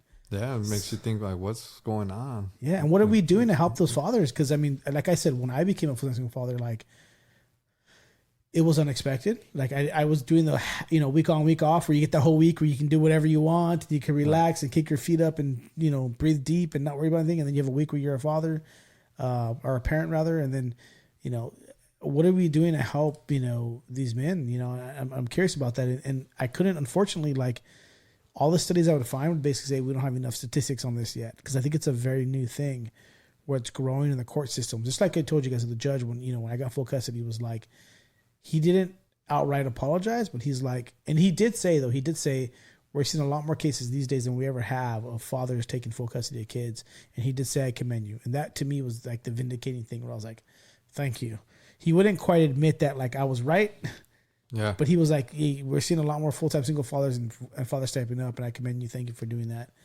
And I was like, well, I'm just being a dad in my mind, but thank you. I felt vindicated. Like the court system finally sees me, you know? Yeah. Because, you know, and I don't know what we're doing for fathers. Because, again, I think being, you know, if you're a father, a full-time single father, like, there's a whole, same thing if you're a full-time single mother, there's a whole other aspect of another sex that's being stripped out of the relationship of parents and children. And I don't know what we're doing to kind of help either one of those sexes, right? I mean, the fathers are a new thing. And I remember being like, let me say this. Let me ask you guys a question.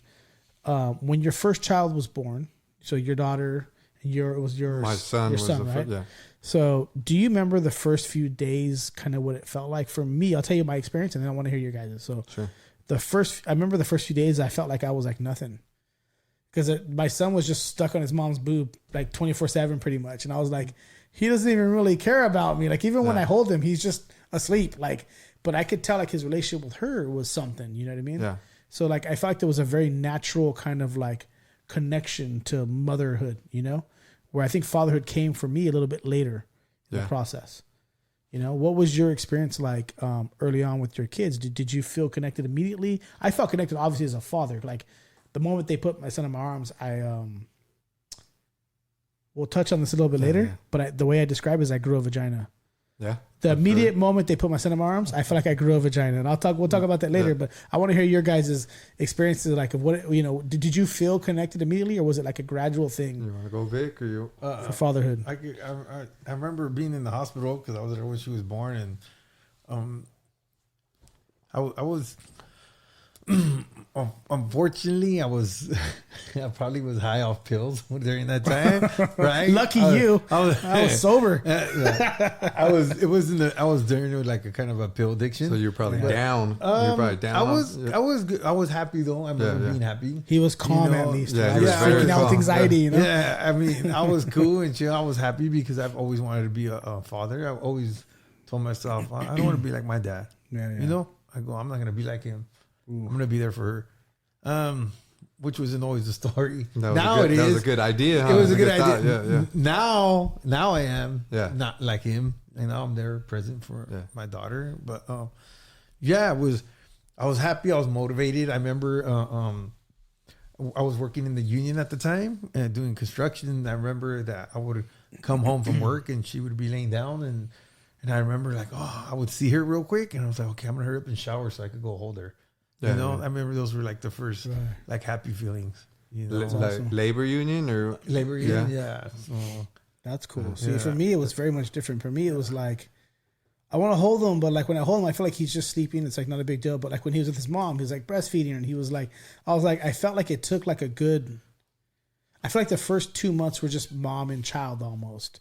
And then after that, I was like, oh, finally, I'm a part of this. Yeah. Hey, here I am. Like, hey, finally. It felt really disconnected to me for the first, I would say like I wouldn't say disconnected, but it just felt like I wanted to feel like, what do I got to do to get that? You know what I mean? Because I know there was a huge connection, you know what I mean? Like immediately with mom and child. And so for me, I don't know, but what really dawned on me at the moment my son was born, I put him in my arms and I get back to his mom and started breastfeeding him. What I realized is like, holy shit, we're animals. This is nature. Like the fact that he just latched onto her boob, he started eating right away. And I was like, we're animals. Yeah. Like if you ever wondered if we're part of nature, it's all there. It's just right there. You know what I mean? Like you don't got to teach a kid to suck a boob. Like they just know right away. Most kids, there's some kids that have problems latching or whatever, but the general, bulk population of people that have kids, like their kids they know what they're doing. Yeah. Even the ones that have trouble, they know they're supposed to. They know they're supposed to. They just can't get on it. You know what I mean? Yeah. So, but anyway, so what was your experience like? For me, I think a lot of my experience had to do with me learning to not show emotions and thinking that was a part of life. As a young male, you're just not supposed to show emotions. And so when I had my boy, I automatically knew I was his protector. There wasn't a damn thing I was going to let happen to him, but there was no, like what you see in the movies and you see in the shows and you're just like, oh, my whole life has changed. Right. And now I'm like what you said, the vagina moment, I didn't get that. And I was expecting it. I was thinking when they came into this world and I seen them being born that would happen, but it didn't. Right. And so back then at Cottage Hospital, you used to be able to, wherever they took him, you could follow as a parent. I willed my son to the place. I didn't sleep. I said, that's what I'm going to do. I'm not letting him out of my sight. And so I went through all that and I knew he was mine and I knew he was my responsibility and I was his dad, but there was no emotional change in me at all. See, I experienced it different. But like a month or so later, was watching The Lion King, which I had watched before, but now I have my son with me, Here comes the vagina, right? He grew a vagina too. Watch. Well, Mufasa's hanging on a cliff and his brother Scar sets him up, lets him go and kills him. All of a sudden, I've seen that clip before, and out of nowhere I started crying. Yeah. And I was like, what the hell is this? But I also had the mind to be like, oh, now okay, you're a parent now. I'm a parent now. Yeah. And that's what, and it was, it wasn't so much that the brother betrayed brothers, but it was that Simba lost his dad. Yeah. And what's he going to do now, And that's when the emotional change happened to me. Yeah. See, for me, it was weird because the emotional change happened immediately. but I didn't feel the connectionness to my kid right away. It So took we a were little bit of time. opposite. We were then. opposite. Yeah. Where for me, I remember they put him in my arms, man. The way I describe it to people when they ask me, especially new parents or like young guys who are asking, like, oh, when they ask me questions about being a father, I'm like, here, the way I can describe it to you is that the moment they put my son into my arms, I immediately grew a vagina. And I describe this in that way, is that like pre that moment, I was such an animal. I didn't give a shit. If I was at a family party and a kid fell over and bumped their head in the concrete, I'm like, someone come get their kid, you know? Like, whose kid is this, you know? Someone come get this kid. But immediately after my son was put in my arms, I was like, my entire feeling changed to where like, if I, now to this day, if I see a kid fall and bump their head, I'm like, oh shit, my asshole puckers, and I run up, try to help the kid out. Where before that, I didn't care about that. It was different. And I get emotional over things I didn't get emotional over. Mm-hmm. I think and it's a biological thing. There's books and scientists that have talked about this, you know. There's just a bunch of hormones that change within you once you have a kid. And so that happened to me right away. And it was for all kids, not just my kid, you know. And there was a very kind of emotional part to me that I didn't have before. And I was like, and to be honest, I didn't like it. Yeah. Early on, I was like, fuck this. This is stupid. Like, what the I was really like kind of like not with it, you know what I mean? Yeah. Because I was young and I was dumb and I was an animal back then, you know?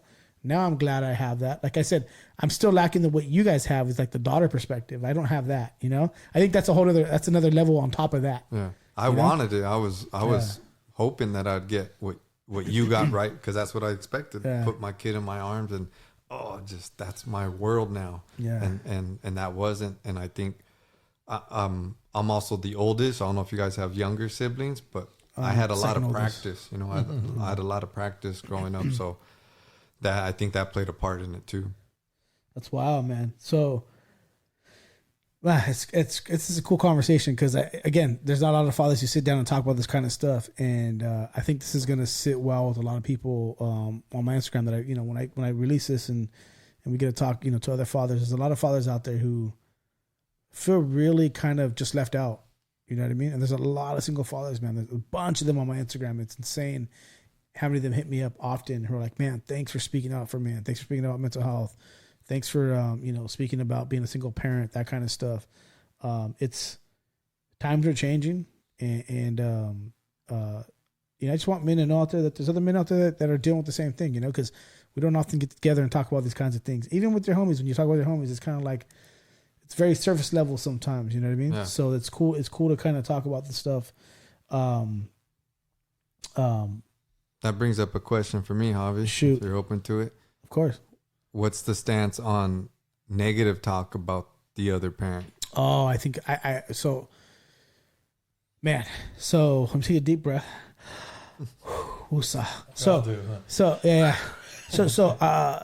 My particular situation, I have been done what I would say is extremely dirty multiple times by the mother of my child, like extremely dirty. Me personally, not even what was done to my child, you know what I mean? So it's been and I won't get too deep into it. The people from the neighborhood, they all know what's up. Friends that I grew up with, they all know what's up. But let's just say that the dirtiest you can do a man as somebody in a relationship with was done. Not once, not twice, but a couple of times. And so, but even so, I always took the high road. In fact, this is the first time I'm even publicly speaking about it. And most people, even people that are close to me, have no idea of some of the stuff I even talked about on this podcast, because I kept it to myself for many years for two reasons. One is I never, ever wanted to be that parent that talks shit about the other parent in front of my son. My son will tell you this to this day. I would always tell him, it's your mother. She is who she is. And the way I would describe it is that sometimes, because I dealt with the same thing. The same situation happened with my son happened with me, but it was my father, not my mom. So I can relate at that level. I can't relate in the sense that I think little boys need their moms, to be quite frank. So I can't relate at that layer, but I can relate that I lost a parent who then took off and split when they figured out how much work it was going to be a part of my life at the exact same age. But knowing that, I always never, ever wanted to be like, yeah, she's this, she's that, blah, blah, blah. I never, ever put that into his ear. I would always just tell him, hey, when he would ask me questions, there's just some people in this world who probably shouldn't have kids. You know what I mean? Because they're incapable of, putting things in front of, they're incapable of putting things first besides themselves. And so that doesn't mean that it's a bad person or whatever else. Just understand that it's nothing to do with you. And so that's kind of how I would describe it to him. Publicly, never spoken, really talked trash about her, anything like that. I mean, I could have done some horrible damage. But I did never ever do that publicly or for my son, just because, again, 2 reasons. I don't want my son to hate his mom. I don't want him growing up hating his mom, no matter how, no matter what the situation was. But I also, as a man, knew, because of my situation, that kids ultimately will understand what parent is sort of the bad parent, if you can put it into terms. You know what I mean? I didn't think he needed to hear that from me. I didn't think I needed to go out and scream at rooftops that she was this bad person. No, I don't need to do that. There's no reason for it. And I think it's bad that parents do that. Kids will figure it out over time. To answer, it's a long way of answering your question and saying that kids will figure it out on their own in time. And there's no reason for anyone else to know. Fuck everyone else's opinion. And at the end of the day, I will die knowing that I didn't poison my son's well when it comes to his mom. It's a big reason why I asked, because exactly right. When parents are doing it, I feel they're poisoning their kids. Doesn't matter what the other parent does. Right. To the kid, that's still their mom or that's still their dad. And maybe the other parent's hurt or whatever's doing it, but whatever they're saying or doing negatively towards the other parent, it's not in their kid's best interest. Right. And the kids figure it out. And there's no point. I mean, at the end of the day, I also think we should stop telling kids that they have to, you have to love your family. You have to love your cousin. You have to love this. Because if people are toxic, they're toxic. And there's no reason in saying, no matter whether they're blood or not, get them out of your life if they're toxic. You know what I mean? Yep. I'm a true believer in that too. Absolutely. But there's no point to disrespect the other parent. I think, honestly, man, it's an old adage and it sounds fucking stupid, but karma's a bitch. Karma's a real thing in life. You know what I mean? Call it, if you want to call it karma, if you want to call it whatever you want to call it, bad luck. It happens, and the reality is, again, back to nature. Kids are going to know who the right parent, not the right parent, but the parent who was doing the right thing and the parent who was not. They figure that out on their own, man. And that's not to say that you can't come back, right? Yeah. You know what I'm saying? That's not to say that you can't, if you made some mistakes early on, that you can't come back and redeem yourself. But that doesn't mean that you, as a parent that is doing the right thing at the time, needs to go blow that other parent. And I mean, we'll off air, I'll tell you guys some of the shit, and you guys are gonna go, damn, how did you not lose your fucking mind? I think it'll blow your mind. But again, I don't need to air that out publicly. Mm-hmm. I don't. You know what I mean? But yeah. So to answer your question, never thought it would be a cool thing to talk shit about the other parent. Never thought it was the right thing to do. I will go to my grave, and this is something the people that know me, that I'm close to, and I've expressed to all of them, that I'll go to my grave someday knowing that I did the right thing in the worst scenario ever. Worst scenario. It says a lot about, your page is all about putting people on blast and letting it be known. So, but to me, in my opinion, you make the right move. You're not going to be hurting anybody but your son, And other than that, to me, if a woman is able to leave her child, they're built differently from us. It's they're an unhealthy person. Yeah. If they're able to leave the person that they carried for 9 months, gave everything they put through their body into that child, and they're able to leave it, something's unhealthy with them. And that when we talk about what's going on, how is society serving men now that we're taking more responsibility? It's also what about the question about the women? Like, something's happening. Why are they acting like this? What's going on with them? They need help as well. I've been saying this, and this is, I was raised by extremely strong, capable, what I would even quote as badass women. These women nowadays like, I'm fucking a bad bitch. Blah, blah. No, trust me. My mama, my grandma, my tias, my ninas, the women who raised me put their family first, put themselves through college as single mothers, and raised kids full time. They did. Those are some bad bitches. Because you wear some high heels and you're half naked on Instagram, that don't make you a bad bitch. I'm sorry, it doesn't, in my opinion. You know what I mean? Yeah. But I think the biggest challenge I have with today's, I'm trying to figure out how to verbalize this. But the fact that, when I look at my mom's generation, let me say it this way. My mom's generation, being born in the early 60s, growing up in the 70s, You know, that was their time. It was their time when they were teenagers and partying, whatever, doing their thing in 20s. Those women were the true, what I would call feminist, right? They fought because they didn't want men to objectify them sexually, to have control over them.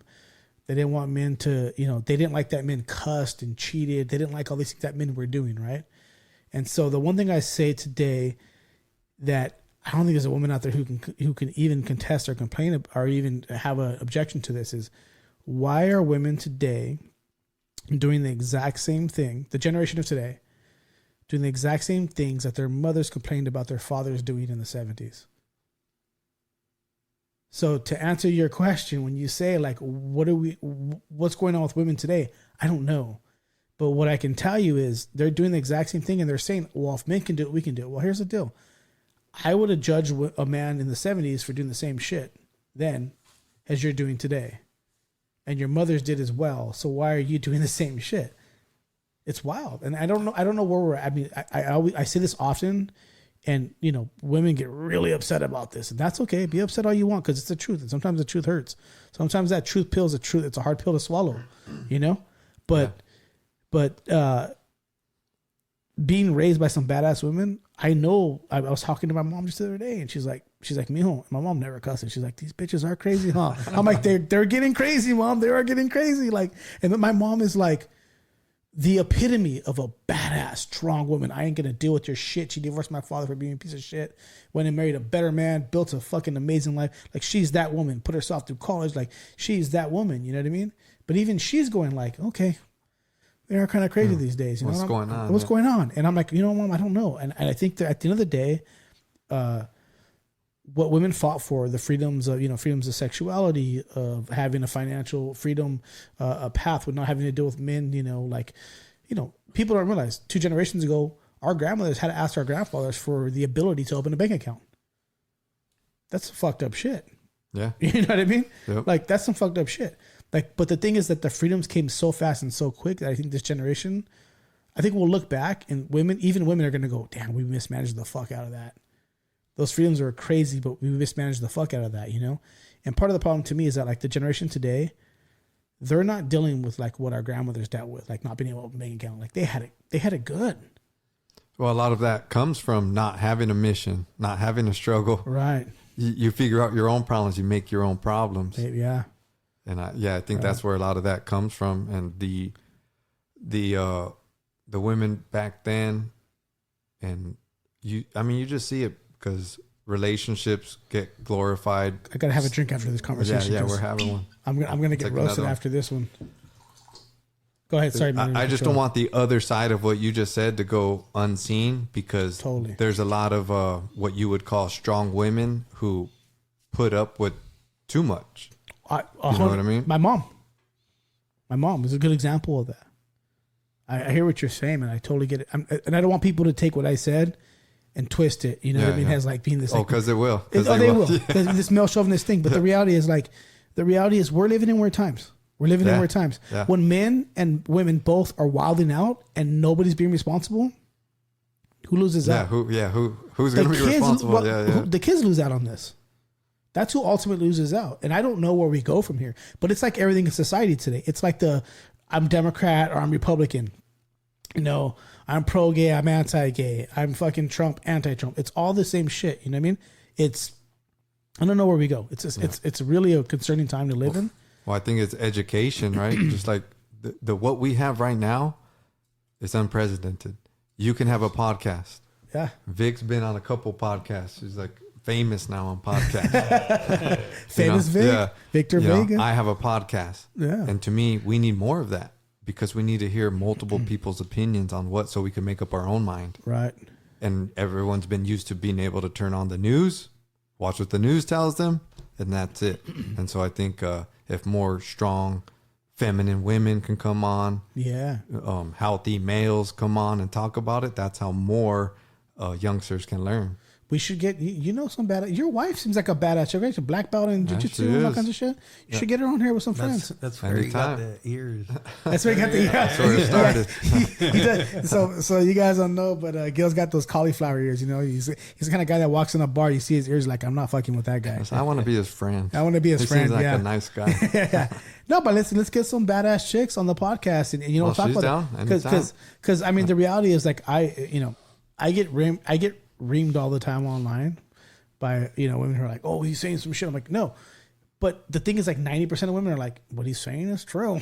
Like they're like, what he's saying is true. It's that 10% that are really upset and angry right now. I'm like, what I'm saying is I'm just saying the truth of what we're living in. We're times. I'm not, again, I appreciate, love, respect, absolutely adore women. Yeah.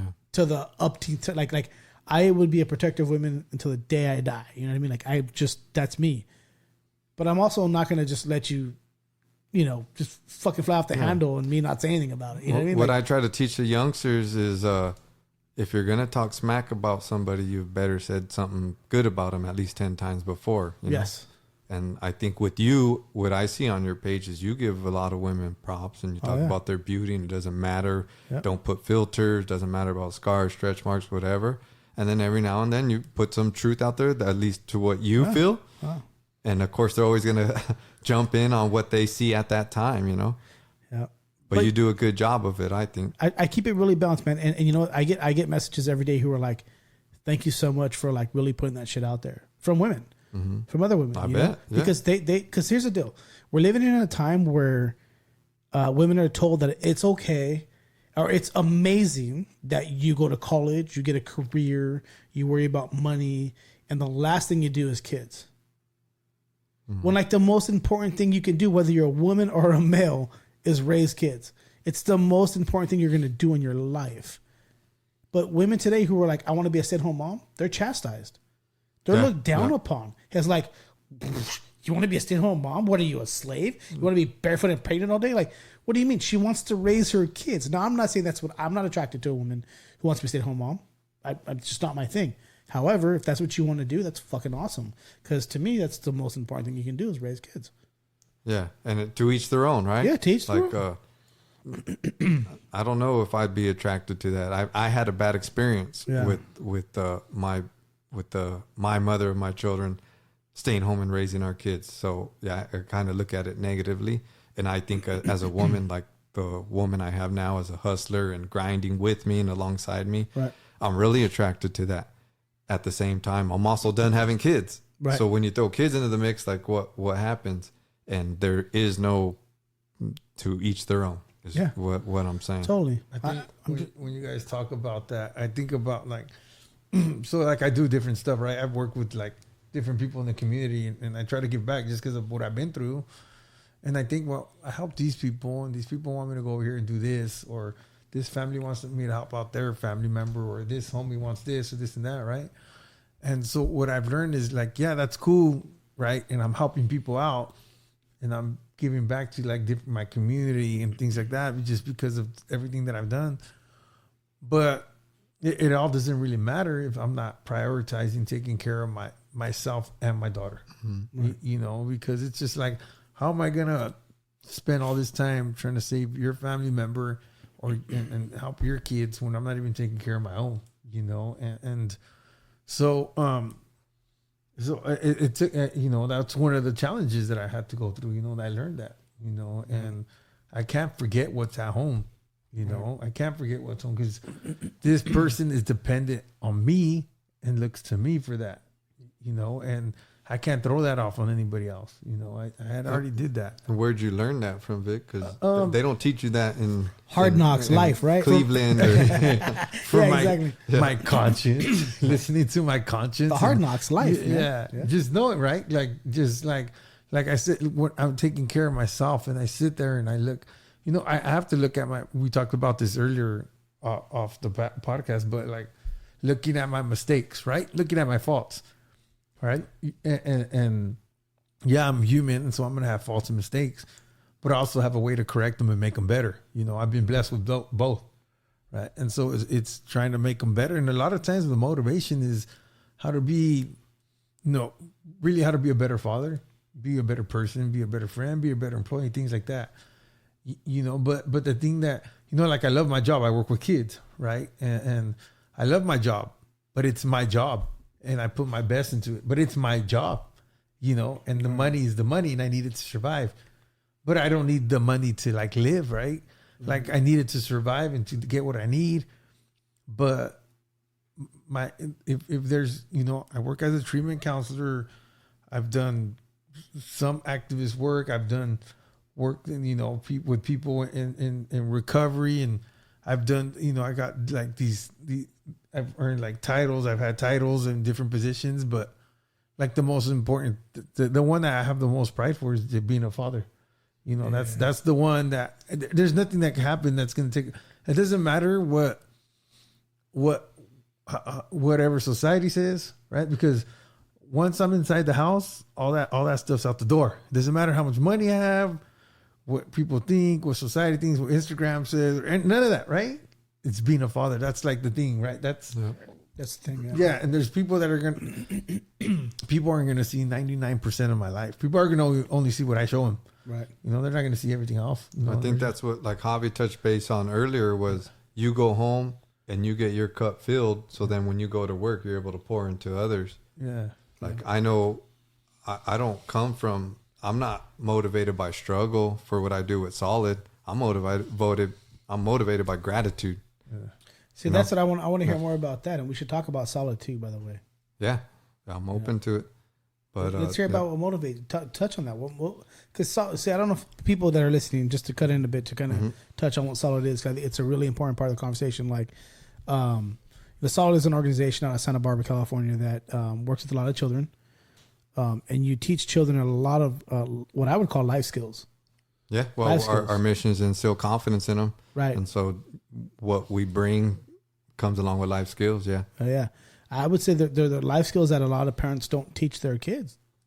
Not because they don't want to, but because sometimes you got to get that lesson from somebody else. Yeah. And I think Solid is a foundation that, to be quite frank, I mean, I've been extremely impressed with it. You know, I'm so involved in the lightweight. I'm a big supporter. For a long time, yeah. Yeah. I've been supporting for a while now, and it's just an organization that I am proud of, that it's in my city, you know, doing things with my kids, and it's in the neighborhood. I grew up in like 2 blocks from there. I almost died on Solo Street. You know what I mean? I got hit by a truck on that street. We talked about that last time, right? So, but you know, talk about Solid. Talk about what it is. I know you've been on the podcast before, but you know, there's going to be new listeners now, of course, that don't know what Solid is. But talk about it.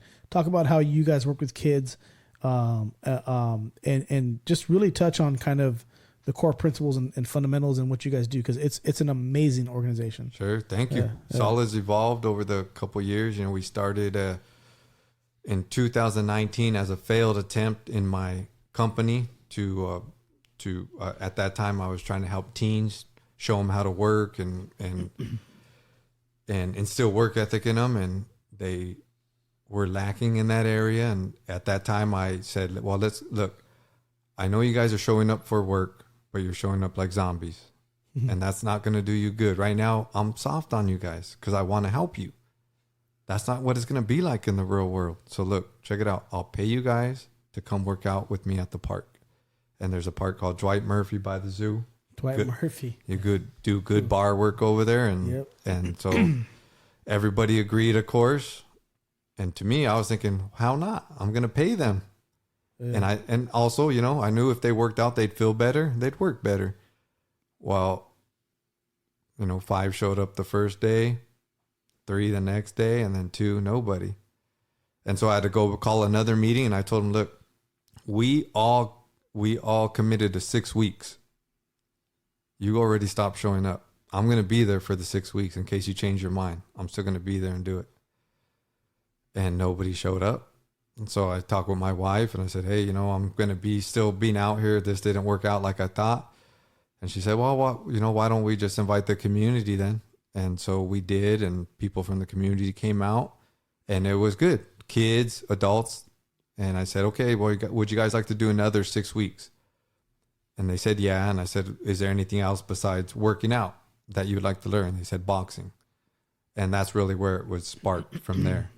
And so from that point, we 2020 we got invited to go to a gym. Actually, to a church that Vic was actually involved in, and we took it into a church. So at this point, I said, okay, it's not this park thing anymore. I'm gonna take it more serious. COVID was kind of a barely known at that time, but I was like, I had already been 20 years in my job, and I said, I can't help. I've been trying to help homies. I've been trying to help just regular guys try to get work. Now I try to do teens. It's just not working. And I shifted. I just said, I'm going to give all that up, and I'm going to go all into just teaching kids how to, I guess, box, you know? Yeah. And because I want to instill confidence in kids, but that seems to be what they like. And so we went to the church, and we went pretty tough there. I remember that. Yeah. You were there from the day one over there. And COVID ended up getting really serious, and that's when the whole world kind of shut down. Everybody had a quarantine. And so we had to shut down as well. The month or two later, whatever happened after that, it wasn't the same at the church. Things had changed, and we had to find a new home. And that's where we went to Superior Fitness. Mm-hmm. And when we went to Superior Fitness, I said, look, I know that I want to teach kids more than boxing. I'm not even a boxer. I trained Jiu Jitsu, but before Jiu Jitsu, I trained boxing. But I already knew that kids have a rough time getting that close with each other, and that, you know, because Jiu Jitsu is a pretty intimate sport. And so I said, well, in order to teach them confidence, I want to teach them how I learned. And that was through fighting, that was through work, and that was through lifting, fitness. Yeah. And the key ingredient, the magic ingredient, was family, like family values. And so I said, I don't want to wait any longer. I'm not just going to do boxing. And I spoke with my team, and we said, let's just do it. Let's teach them. On Mondays, we'll teach them martial arts. Wednesday, we'll teach them work ethic, which how to use tools, how to build things. And Friday, we'll teach them fitness. And then we kicked it off then. And so we went from, when we first started at the church, it was 5 kids, and that kind of grew a little. And then during, it kind of blew up to 60 kids. Dang. And we've been going strong since. The school opening up again and kids able to go to school and sports opening up, that has thrown some obstacles in our way. So we pivot, we adjust, and we're still learning in the process right now, but the mission stays the same. So the way we do things may have changed a little bit, but still the mission is to teach through martial arts, work ethic, and fitness, and through support from the community, from the parents who pay dues for their kids to be there, from people like yourselves who are investors into Solid.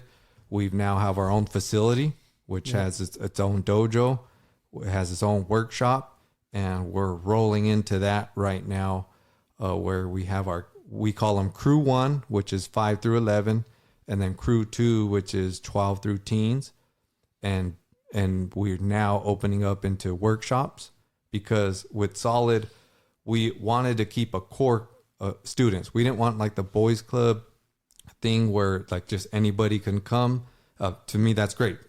They got a place to go. That's great. But we wanted more of the Navy SEAL effect. Right. You know, we don't want just a big army. We want to pour into a group of kids so that then they can pour down into the next generation. Got it. And so it's been going well. We have our crews. Now we've started to do workshops so we can open up to the community, because we didn't want other kids to miss out, but we also have to like take baby steps. So we do workshops. So we did a self-defense workshop, you know, we'll do a work ethic workshop, and just barely at the tip of the iceberg right now, we've opened up to women to teach them self-defense and jiu-jitsu. I saw it. It's awesome, dude. Yeah. And to me, it's like, that's just as needed as well, but it's like jiu-jitsu stuff, right? For women? Jiu-jitsu, yeah. Main core is jiu-jitsu with self-defense on it as dude. Well. Yeah. And we're barely branching out into adult jiu-jitsu.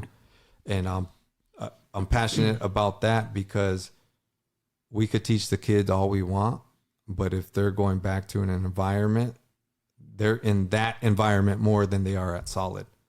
So, right. You know, we don't know where it's going to lead. But of course, we want to do our best to complete the mission and that's to instill confidence. And so if we could instill confidence in kids, women, and men, then that will be more successful. Dude, I have family that goes there now, right? I won't say their names. I'll probably see because they're kids, but I have 3 cousins that go there now, and multiple friends, kids who go there, and it's. I've not heard a single bad thing. Everyone just rants and raves about it. And, the fact that you teach kids everyday stuff, like, it's aside from like the, self-defense stuff, right? Which is awesome, but like how to build stuff with like, how to use a drill, how do you use a table saw, how do you use all these things, right? And teaching kids and like, you see these little girls out there with like with a power tool and they're building stuff, and it's like, it's freaking amazing, man. Big To old be smile honest, on their face. Yeah, they're loving it, and you're teaching them real core stuff. And I also saw you were doing classes for like adults, like how do you, if you want to learn how to do shit around your house, like how to replace a broken, a hole in the drywall, for instance. You know what I mean? Like you're teaching adults how to do stuff, and it's such a organization that helps the community in so many different levels and layers. It's awesome, man, and I'm super. I want to see it grow. I really do, and. I have a lot of followers in the LA area, right? And they're like, God, I wish I had this in my area. God, I wish I had this in my area. I hear that a lot. God, I wish I had this in my area. God, I wish my kids had this in my area. Like literally all the time, There's a huge opportunity to grow that out there. I mean, I don't know how far you want to take it. Well, I've talked with my team a lot, and I don't ever see us saying, let's make Solid go nationwide. Right. But what we do want to do is perfect the blueprint. Yep. And then if people want to learn it, they can come see us, or we can go show them how it's done. Mm-hmm. But that's how I see it being done. Because you could franchise it, bro. If you create the right blueprint, you could franchise it, not in the sense of like making a ton of cash on it, but you could definitely franchise it to the people and teach the people how to do it. You know what I mean? Well, the way by the way, see it's solid foundations, right? Solid foundations, yeah. Solid foundations. Because you keep calling it solid. Everyone's like, what's solid? Solid foundations. That's the short, yeah. I know. That's how you know it's working, because if you could call something by one name, not the whole name, you know it's working. Yeah, because I've been in meetings and they've said solid. Yeah. Like, well, that's good to know, Vic. Because it's solid, fool. It's solid. No, it's amazing, man. But when he was talking, and I work with youth, right? And I work as a treatment counselor for adolescents. And a lot of time the struggle is, like you were saying, like, what are they going to, so they spend like an hour with me and we talk and they get to share and they get to, and I get to like help them out. But then the struggle is like, what are they going to do now? You got to go home. Mm-hmm. A lot of times the environment is what pushes them to be in the position where they have to, not always have to, but they choose, or they have to. It depends on the situation where they got to come and see me. Yep. And talk with me, and the environment is like the big part. Absolutely. Yeah. So, you talk to them and you send them right back to the reason why they came to you in the first place. Yeah. I was just thinking, I'm looking at this guy's face. I'm like, why is he so tan? He just got back from Hawaii. Yeah, that's right. He's got that red tan on his face still. Yeah. I'm sure if you took off his shoes, he had the tan line of the thongs right there. You better have the full sock tan line. It better be up to your knees. I even lost my watch tan line. No, man, I'm super happy to be, to help where I can with the organization. Definitely want to help out on Instagram. Unfortunately, I'm being attacked a little bit on Instagram right now, as you noticed. Yeah. So my profile, which is a concern. We talked about this earlier, but it's a concern. Like, getting the information out there is kind of tough sometimes.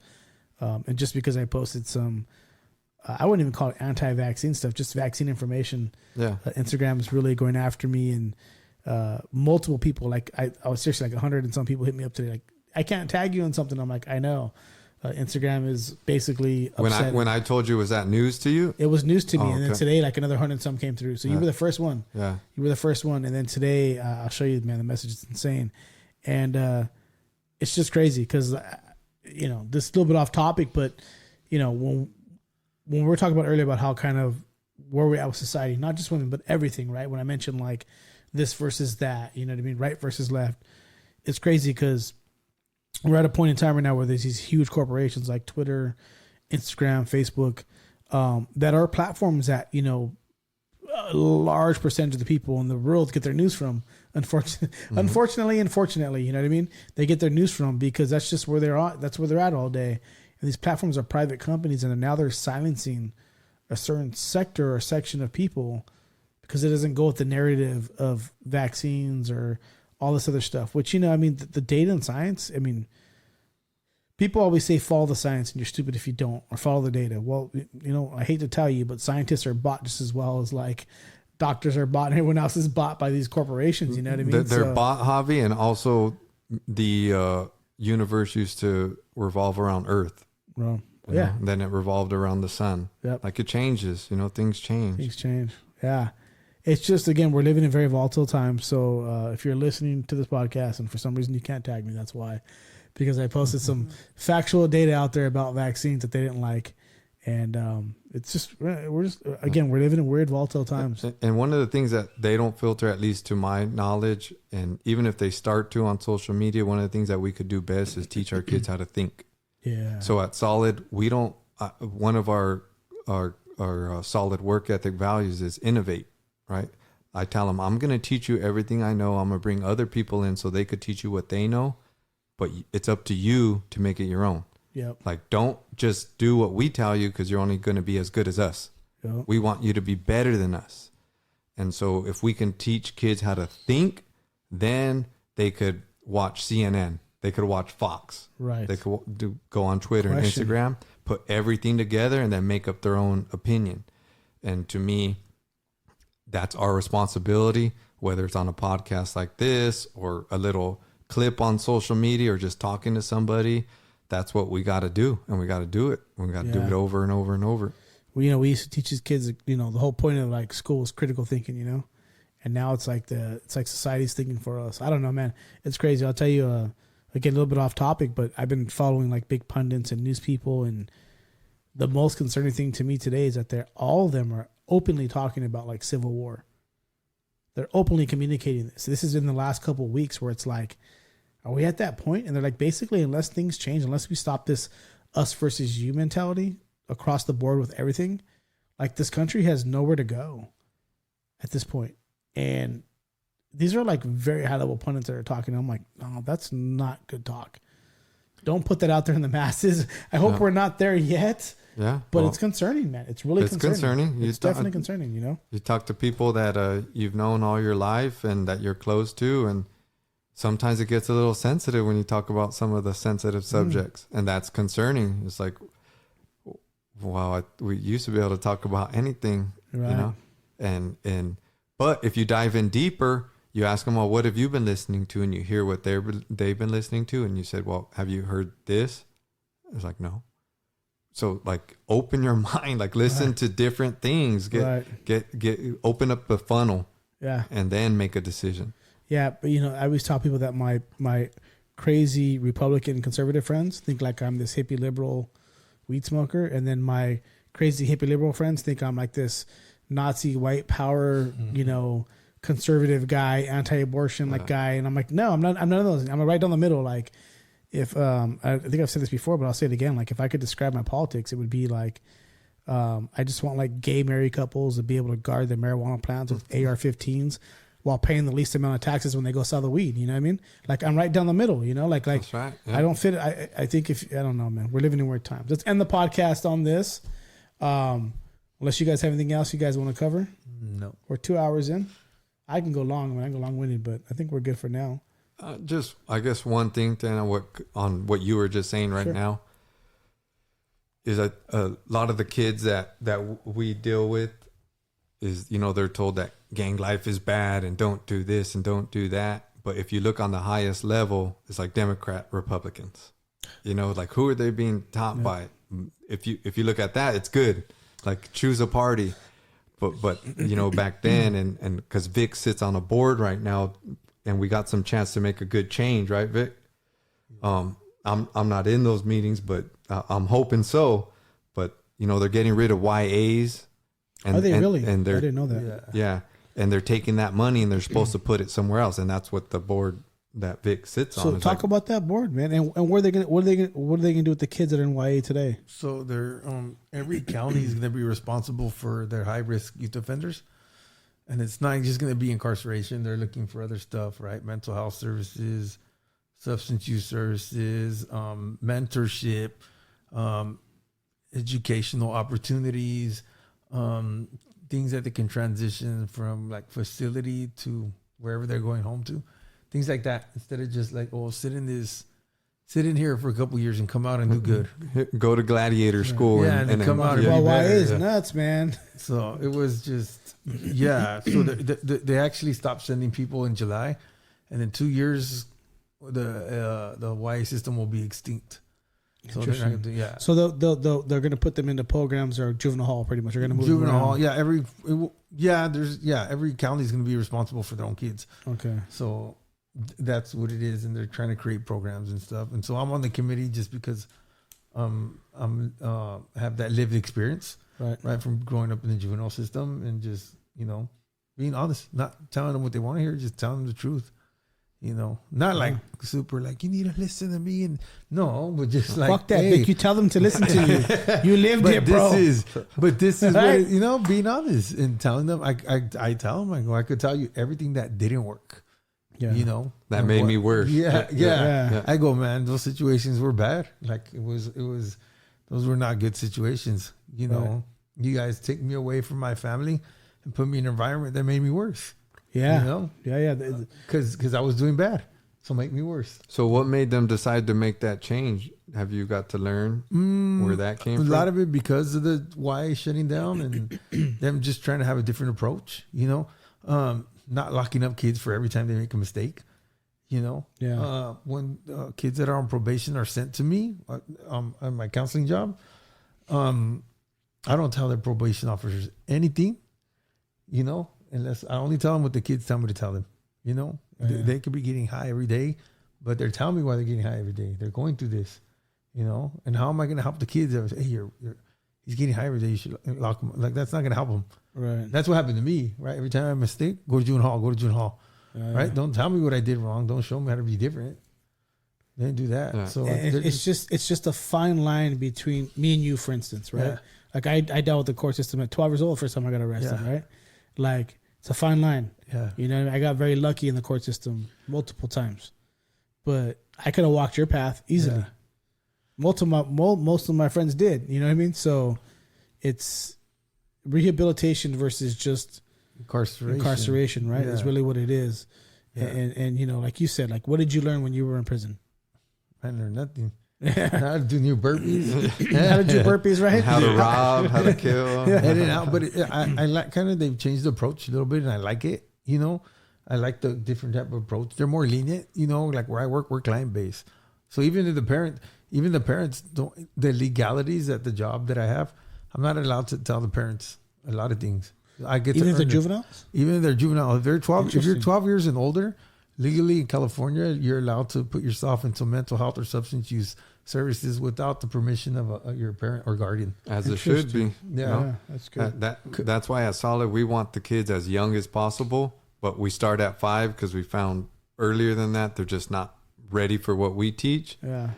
But man, once they hit, if we get a new kid that's a preteen or a teen, it's 10 times as hard to try to introduce the values that we're trying to put in them, right? Because they're already set in their ways, and they already have this shield up, and they don't want to let it. Like, I would find it pretty hard for Solid to work with probation where kids are mandated to come with us, right? Because that's just not where we're best at.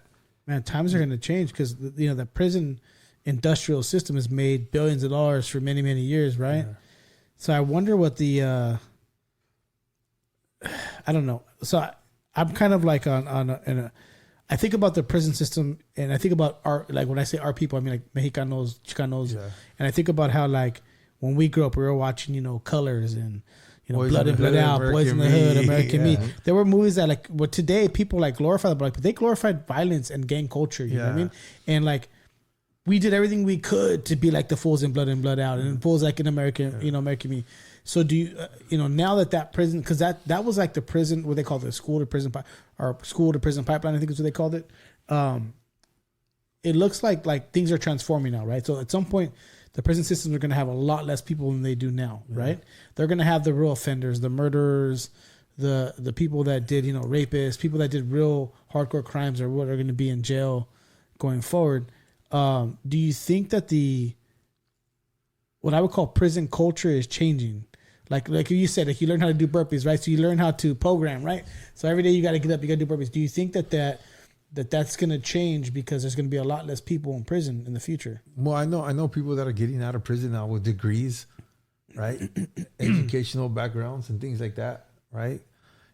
Obviously, they have to make a choice in prison to say like, well, I'm not going to be involved in this stuff anymore, right? And so they decided in there, whatever it is, like, I don't want to be a part of that. And they give them opportunities, right? And I know, like, I've met some of these people and they come out, and they want to do good, right? And they have the opportunity to do good because they were given that opportunity in there to do something with their lives, right? And so they're getting out with these degrees and these education. And so when they get out, they're just not a felon with the record. They also have this to help them out. They got that along with it. Yeah. Because, I mean, even for me, like,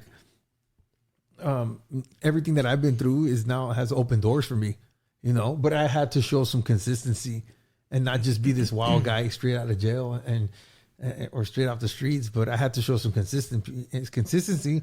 And just like anything, right? Any kind of job or anything. Yeah, that's what I was just about to say. That's no big thing for a job. You need consistency. Yeah, and you need people to trust you, right? Yeah, but in today's times, I mean, consistency is asking a lot from some of these kids. You know what I mean? Well, that's a different subject. It's different.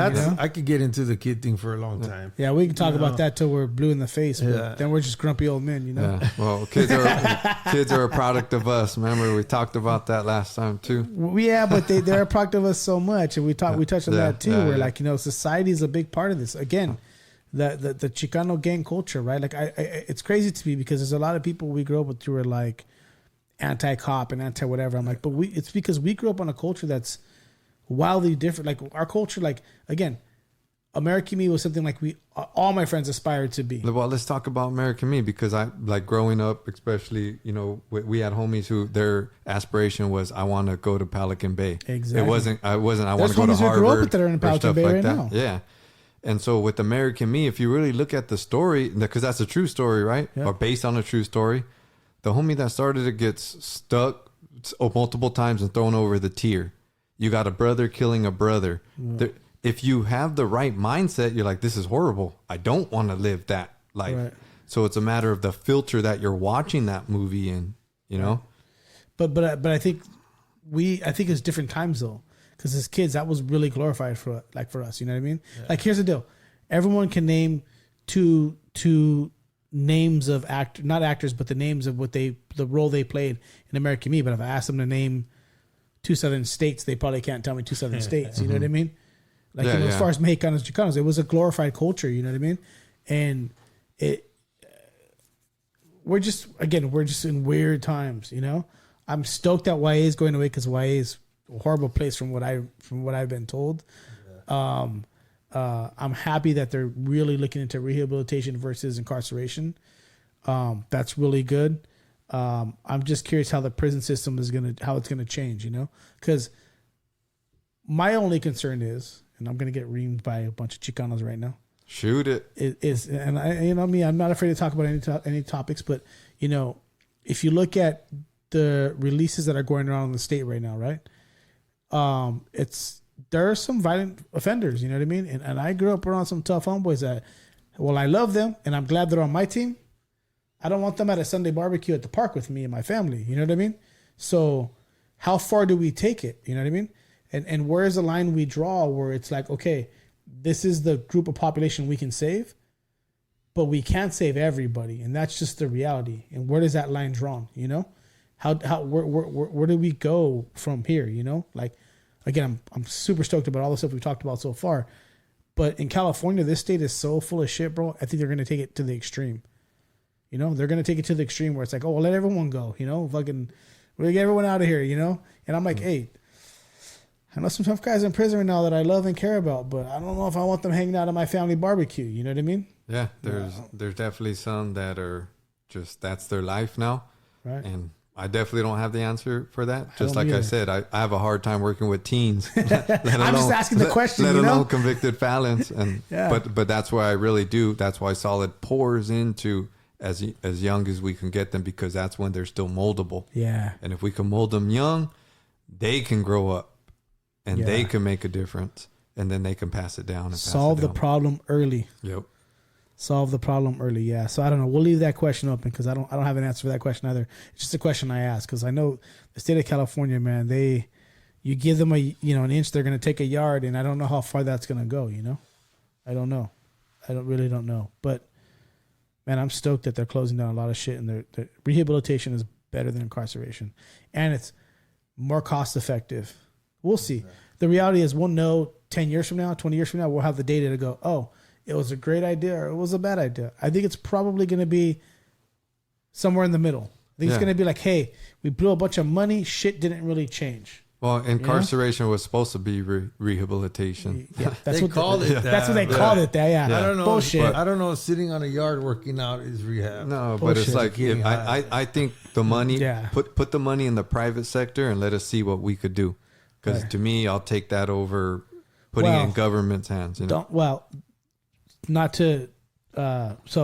the whole problem right now is that it is in the private sector. So the prison and school pipeline, all these prisons are ran by private companies that the government pays money to. So the reality is, this is one of those things where you don't want the private sector to run it because the private sector is about money. What we don't want is a private sector running things that should be compassionate things. That is schools, hospitals, prisons, jails. Those things should not be run by the private sector because the private sector is about money and money only. I'm going to get my ass ruined about this, by the way, too. Well, I beg to differ. To me, it's about the person and it's about leader. I'm a private sector. What we do at Solid is private. Money corrupts, Gil. I don't want the government anywhere involved. And I come from a business background. Yeah. I didn't start off nonprofit. I was in business for myself for 20 years before I started nonprofit. And so I know the joys of what it is to make money, but I also know now the joys of what it is to just pour back into your community and to kids. Totally. So to me, it's on the person.